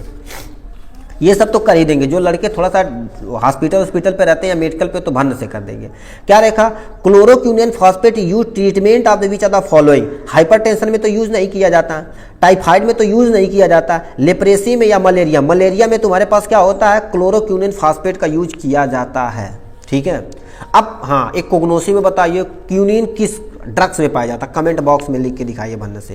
क्या रखा, which are the following drugs anti hypertensive. इसमें से कौन सी ड्रग्स है जो एंटी हाइपरटेंसिव की तरह यूज की जाती है। देखिए पहले दे रखा है मेथोट्रैक्सेट हो गया, ये फ्लुकनाजोल, ये तो नहीं यूज किया जाता। ठीक है, ये फ्लुकनाजोल किस में यूज किया जाता है, जो वो फंगल ग्रोथ होता है उसमें। गिल्मीप्राइड ये तुम्हारा डायबिटीज के लिए। तो ये वाला ऑप्शन क्या होगा, छठे का सी वाला option is the correct option. Nifedipine हो गया, इसमें यूज किया जाता है हाइपरटेंसिव पर्सन के लिए। और क्या तुमसे पूछा है, कर विच of the following drugs anaesthetic. मतलब इसमें कौन सी ऐसी ड्रग्स है जो एनेस्थेटिक की तरह यूज की जाती है। नॉरफ्लॉक्स ये नहीं यूज की जाती है। और क्या पूछा है, एथमाब्यूटा ये भी नहीं यूज की जाती है। सिप्रोफ्लॉक्सासिन ये नहीं यूज किया जाते। सोडियम थियोपेंटेन, ठीक है, थियोपेंटाल सोडियम एक तरह का एनेस्थेटिक की तरह यूज किया जाता है। ठीक, एनेस्थेटिक का एक क्लासिफिकेशन देखे होंगे तो काम बन जाए। आप चैप्टर की स्टार्टिंग में केवल देखे होंगे तभी ये सारा क्वेश्चन कर देंगे। अब 8वां नंबर तुमसे फिल इन द ब्लैंक में पूछा, कह रखा गर्जस्ट ऑपरेटर ये यूज टू, स्पेलिंग याद रखना, ठीक है, स्पेलिंग याद रखना। गर्जस्ट ऑपरेटर यूज किया जाता है लिमिटेड फॉर किसके लिए, आर्सेनिक के लिए। क्या हो गया, आर्सेनिक के लिए। यदि आपको पता रहे तो आप कमेंट बॉक्स में रुक के जरूर लिख दीजिएगा, ठीक है। चलिए अब हम आप क्वेश्चन देते हैं, अब देखिए कितने लोग ऐसे कर पाते हैं, ठीक है। इसमें कह रखा पेनिसिलिन वॉज डिस्कवर्ड बाय, अब ये बताइए पेनिसिलिन की सबसे पहली डिस्कवर किसने किया था, आप ये कमेंट बॉक्स में लिखाइए। 9वें का ऐसे ब्रैकेट के अंदर देखिए कितने लोग लिख के दिखाते हैं, ठीक। अब चलिए आपका इम्तिहान स्टार्ट होता है, सब हम नहीं बता सकते भाई, ठीक। जो जो थोड़ा जनरल चीजें तो उसे आप लिख दीजिए कम से कम, तो सही है। अब पूछा फुल नेम ऑफ आईपीएस, बताओ इसे 9th में पढ़े, 10th में पढ़े, 11th में पढ़े, तो इसे भी आप क्या करिएगा 10 नंबर आप कमेंट बॉक्स में लिख के दिखाइए। 9th नंबर हेडिंग डालिएगा ऐसे लिखिएगा, 10 नंबर हेडिंग डालिएगा ऐसे। आप यदि लिख देंगे ना भाई तो स्पेलिंग याद हो जाएगा। आईपीएससी को कितने लोगों को पता मगर स्पेलिंग नहीं याद रहेगा, तो स्पेलिंग याद रखिए। इसमें हम जब पेनिसिलिन का डिस्कवरी हमारे पास जब वो हुआ था सेशनल एग्जाम हुआ तो हम स्पेलिंग गलत लिख दिए तो हमारा नंबर काट लिया गया था। स्पेलिंग आप कहीं से ढूंढिए, उससे लेना देना नहीं, तो इसे जरूर कमेंट बॉक्स में एक बार जरूर लिखिए, ठीक है। अब क्या पूछा, कोट्रिमाजोल इज अ कॉम्बिनेशन। कोट्रिमाजोल देखा जाए तो किसका किसका कॉम्बिनेशन होता है, तो इसमें क्या होगा 2-3 चीज का कॉम्बिनेशन होता है। पहले देखा जाए तो क्या होता है ट्राई में, ठीक है, थोप्रीन होता है, ठीक है, ये हो गया। एंड करके यहां पर क्या लिख देंगे, तुम्हारे पास क्या होता है सल्फा, ठीक है, सल्फा मेथाजोल जोल हो गया, ठीक है। ये तुम्हारे पास इसका कॉम्बिनेशन होता है, ठीक है। स्पेलिंग थोड़ा सा देखिएगा एक बार, ठीक। ट्राई मेथो ये पे मीम यम है, ठीक है, यम है, ठीक। अब ये जानते हो जब तुम देखोगे ये लगभग 160 mg उसमें रहता है और ये पता नहीं, ठीक है, आप देख लेना एक बार, ठीक। इसमें क्या पूछा है नियो, ठीक है, neostigmine is use to treatment of. आप ये देखिए कोलिनर्जिक ड्रग्स पढ़े कि नहीं, उसमें कोलिनर्जिक ड्रग्स में ये बताएगा किसके लिए ट्रीटमेंट के लिए किया जाता। तो आप ये कमेंट बॉक्स में लिखिए कोलिनर्जिक ड्रग्स के लिए है तो किसके ट्रीटमेंट के लिए किया जाता। 12 नंबर भी आप कमेंट बॉक्स में लिख के दिखाइए। 1 क्वेश्चन 2 क्वेश्चन 3 क्वेश्चन आपको मिल चुका है, ठीक है, ये हो गया। और क्या पूछा मेगाल्ट्रेट इज ए कॉम्बिनेशन ऑफ। अब मेगाल्ट्रेट का किसका कॉम्बिनेशन होता है, अब जब एंटासिड पढ़े होंगे तो उसमें बताएगा। तो यहाँ पर क्या भर देंगे हम मैग्नीशियम, क्या भर देंगे मैग्नीशियम। एंड कर देंगे, एंड में क्या लिख देंगे हम एल्युमिनियम हाइड्रोक्साइड, क्या लिख देंगे ठीक है, मीनियम, ठीक है, एल्युमिनियम हाइड्रोक्साइड, क्या लिख देंगे हाइड्रोक्साइड हो जाएगा, ठीक है, एल्युमिनियम हाइड्रोक्साइड। ये तुम्हारे पास जब वो पढ़ेंगे मेगाल्ट्रेट अब मार्केट में आता है तो वहां पर उठा के देखेंगे तो 2 कॉम्बिनेशन होता है, ये एंटासिड की तरह यूज किया जाता है। ये हो गया 13 नंबर। अब यहां से 1 वर्ड में आपका आ जाएगा, ठीक है। 1 वर्ड में सबसे पहले तुमसे फुल नेम ने पूछा EDTA। हाँ भाई बड़ी गजब बेइज्जती है, देखियो कितना सटीक पूछा। EDTA का फार्मूला स्पेलिंग याद रखना, ठीक है, तो हम लिख देते हैं इथाइलिन, क्या हो जाएगी इथाइलिन, ठीक है। इथाइलिन डी से क्या हो जाएगा डाइएमीन, ठीक है, डाइएमीन। और टी से क्या हो जाएगा टेट्रा, ठीक है, क्या हो जाएगा टेट्रा। ए से क्या हो जाएगा एसिटिक एसिड, ठीक है। ये हो गया इसके बारे में। इथाइलिन ई हो गया डाइएमीन, टेट्रा एसिटिक एसिड हो जाए। ईडीटी का ये तुम्हारा फुल नेम दिख नहीं रहा सर, हाँ दिख रहा, अब दिख रहा होगा, ठीक है, थोड़ा सा लेंदी कर दिया आपके लिए, ठीक है। Ethylene diamine tetra acetic acid जो आपके सामने ये दे रखा। अब यहां से क्वेश्चन पूछा give an example drug treatment of angina. Angina के ट्रीटमेंट के लिए किस मेडिसिन के यूज करती है, ये भी कमेंट में आप लिखिए, ठीक है। ठीक, हम भी थोड़ा सा स्ट्रगल किए भाई, इसीलिए बोले थे देखो 1 घंटा 15 मिनट हो गया, ठीक है, इसीलिए बोले थे भाई थोड़ा सा पानी उनी लेके बैठिए, ठीक है। जैसे हम स्ट्रगल कर रहे हो अभी थोड़ा थोड़ा स्ट्रगल करेंगे तो आपका बहुत अच्छा परफॉर्म हो सकता, ठीक। इसमें क्या क्वेश्चन यानी indicator which of the complexometry titration. आप कॉम्प्लेक्समेट्री टाइट्रेशन यदि पढ़े होंगे तो इसमें भी बताइए किस यानी इंडिकेटर का यूज होता, ठीक। आपके एसिडिक बेस्ड टाइट्रेशन किए है कि नहीं, उसमें कौन सा होता वो भी चलो लिख के दिखाओ। एसिड बेस्ड टाइट्रेशन में कौन यूज होता है उसमें बताओ। आप 9th में ये पढ़े होंगे, ठीक। एसिड 10th में पढ़े होंगे, ठीक है। एक आता है चैप्टर एसिड बेस्ड साल्ट, ये चैप्टर आता है उसमें इंडिकेटर दिया रहता है, कई नेचुरल होते हैं आर्टिफिशियल होते हैं, ये भी आप लिख के दिखाइए। मतलब ये क्वेश्चन ये होगा। हिमेटेनिक्स क्या होता है, हिमेटेनिक लिखेंगे 2 substance which are use to treatment of iron deficiency syndrome is known as iron deficiency anaemia is known as haematinics. दोबारा सुन लो, हिमेटेनिक्स क्या होता है, ऐसा एजेंट जो हमारे आयरन की डिफिशियंसी को ट्रीट करने के लिए यूज किया जाता है उसे हम क्या बोलते हैं हिमेटेनिक्स बोलते हैं। सुनिए एक बार हम परिभाषा बोल रहे हैं, 2 substance which are use to treatment of iron deficiency bracket में एनीमिया लिखिएगा आर कॉल्ड हिमेटैनिक्स बोल देंगे। लिख दिए होंगे। ठीक, इसमें क्या पूछा, सिंपैथोमिमेटिक एजेंट, ये भी सेकेंड ईयर का ऐसे एजेंट पूछ दिया जाएगा। ऐसे एजेंट हमारे सिंपैथिक नर्वस सिस्टम को क्या कर देते हैं, स्लो डाउन करते हैं, सही करते हैं। ठीक है, उसी को क्या बोलते हैं, सिंपैथोमिमेटिक एजेंट बोलते हैं। इसे थोड़ा सा देख लीजिएगा।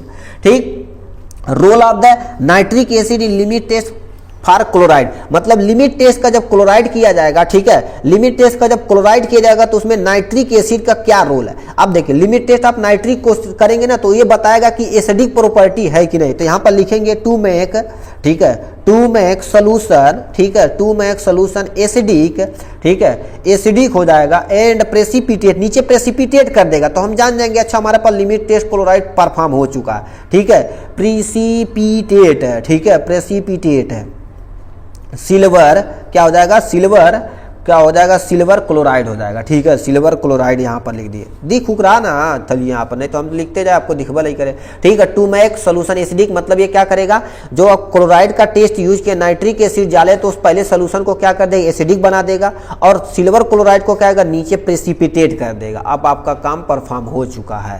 ठीक, यहाँ पर पूछा use of the national cylinder, national cylinder कहाँ यूज करते हैं भाई, इतना सटीक, कितना लिमिट टेस्ट करने के लिए, किसके लिए, लिमिट टेस्ट करने के लिए हम क्या कर देते हैं, नेशनल सिलेंडर का यूज करते हैं। ठीक, ये था टोटल, और टोटल हमारा भाई इतना तक अपना धारावाही कर दिया सारा। ठीक है, यदि आप हिंदी देखना चाहते हैं तो हम पलट के एक बार दिखा देते हैं। ठीक है, देखिए हिंदी में थोड़ा सा और डिफिकल्ट हो जाएगा। ठीक है, देखिए यहाँ से देख रखा है इंट्रोडक्शन, ये सब अनुवाद दे रखा, ठीक है, ये दे रखा यहाँ से। ठीक, स्क्रीनशॉट भी ले सकते हैं आप, हिंदी में ट्रांसफर यानी लिखिएगा नहीं भाई। ठीक है, यदि इंग्लिश आती टूटी फूटी तो आप जरूर इंग्लिश ट्राई करिए, क्योंकि अब देखिए मेडिकल स्टोर खोलेंगे तो मान लेते कोई इज़्थ्रोमाइसिन लिख दे, हिंदी में कोई लिख दे तो समझ ही नहीं पाएंगे आप। ठीक है, सिप्रोफ्लॉक्सासिन लिख दे तब भी नहीं समझ पाएंगे, इसीलिए आपसे रिक्वेस्ट है थोड़ा थोड़ा आप इंप्रूव कराइए किसे, ठीक, इंग्लिश का। तो ये था प्यारा सा आपका ये टोटल। अब ये टोटल वीडियो हो चुका 1 घंटा 20 मिनट का। हमने भी मेहनत किया, आप भी मेहनत करेंगे तो आपका एग्जाम में अच्छा से अच्छा परफॉर्म हो सकता है। जितना चीज़ हम बोले कमेंट बॉक्स में जरूर एक बार लिखिएगा। ठीक है, यदि नोट चाहिएगा तो आप लिंक डिस्क्रिप्शन में है, उसके लिए कुछ प्राइजेज यानी 20 रुपीज़ है, वहाँ से आप पे करके आप हमारे कॉन्टैक्ट नंबर आप कॉन्टैक्ट कर सकते हो, वहाँ से आपको नोट मिल जाएगा। आज के लिए बस इतना ही, कहेंगे अगले भी सब्जेक्ट का आपको क्या कर दिया जाएगा, इसी तरह से सोल्यूशन आपको प्रोवाइड करा दिया जाएगा। अभी तो ये यूपी बोर्ड का पेपर दूर है, बहुत सारे स्टेट में इस पे होने वाले पेपर हैं। ठीक है, होने वाले, तो वहाँ पर हम आप क्या कर दिया जाएगा, दोबारा कहोगे एटलीस्ट एग्जाम, यूपी बोर्ड के एग्जाम जब आएगा उसमें भी हम क्या करेंगे, दोबारा कहोगे, दोबारा इसे हम लिख के दिखा देंगे। आज के लिए बस इतना ही, फिर मिलेंगे नेक्स्ट वीडियो में नेक्स्ट टॉपिक के साथ। तब तक के लिए bye bye and take care.